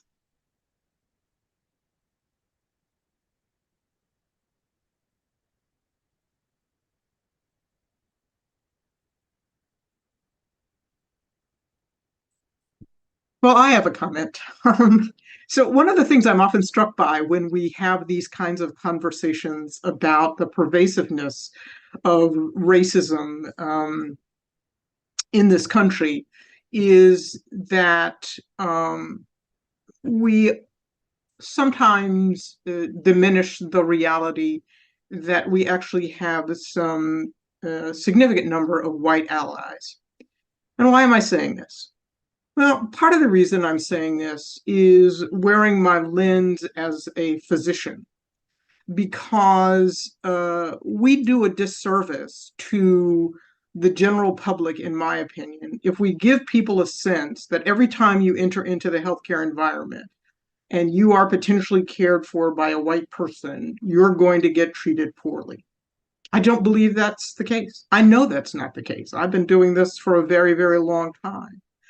And so what I also want to make sure that we don't leave people thinking is, oh, the healthcare environment is so dangerous, it's so fraught with racism that I shouldn't go there. Because one of the contributors, sadly, to the disparities that we see is that sometimes Black folks come too late because they say, oh, I don't want to go in the health system, or people don't treat me well, or the like. Many of us who work in the healthcare system are working very, very hard to make that system better. Clearly, we have not done enough. Clearly. But we are continuing to work on it. And so what I also want to make sure we leave you with is this message that not everyone in the system is against you. Not everyone in the system is insensitive to these issues. Do we have some bad apples? Yeah. Do we have too few providers of color, nurses of color, physicians of color? Absolutely. But I also want you to know that we have a number of allies who are also working with us to try to make things better. May I add one thing to that, Dr. Rogers? Please, please. I think it's very important for the public to understand that when we talk about how the dominant impact of the environment on your health outcomes, that the environment impacts health-seeking behaviors. And I want to tease that apart a little bit more. So the data that shows that Black patients present later with later stages of disease is actually a rational behavior to learned dissatisfaction with racism, discrimination, and with lack of accessibility and availability. So that is instructive in how we redesign or how we make the case for how comprehensive the reparations need to be. And then how intentional healthcare settings have to be on attracting people to receive care. And oftentimes that is going to happen with healthcare settings being what we call community integrated. Prior to the pandemic, we in public health and preventive medicine, we were talking about Public Health 3.0, and not just public health separate of the healthcare facility, but that broader understanding of population health and the need for health and healthcare to be as co-located to where people live, work, play, and pray. So that is also a part of the intentional redesign. How do we understand behavioral economics? How do we understand nudge theory to nudge people to be able to complete certain health promoting actions? And what is the responsibility and accountability of institutions and systems to create those conducive environments? So I think there's an opportunity to turn that pain point into a flashpoint for change.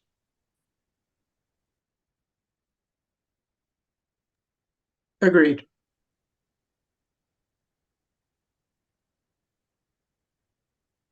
Any other comments? Well, I think, Maisha, we've come to the end of our session. I personally want to particularly thank all of our committee. We just have an incredible committee, and it's such an honor and privilege to work with all of you. Our work is not done yet, but it's just been fantastic. And so thank you so much.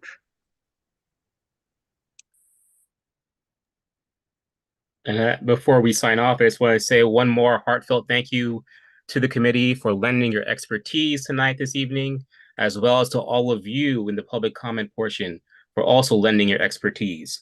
I want to put 2 dates on your radar, and that is the next public session on April 17th that will be hosted by the Public Safety and Justice Committee. And then I also want to put June 19th on a Wednesday. That will be our first public event, which will be in person at NJPAC. So just keep that on your radar and on your calendar. Details will follow. Well, once again, thank you to so much to all of you who participated tonight. Thank you to Tajania for wonderfully moderating. And thank you for you all for your time and commitment to reparations. In the meantime, take it easy. Good night, everyone.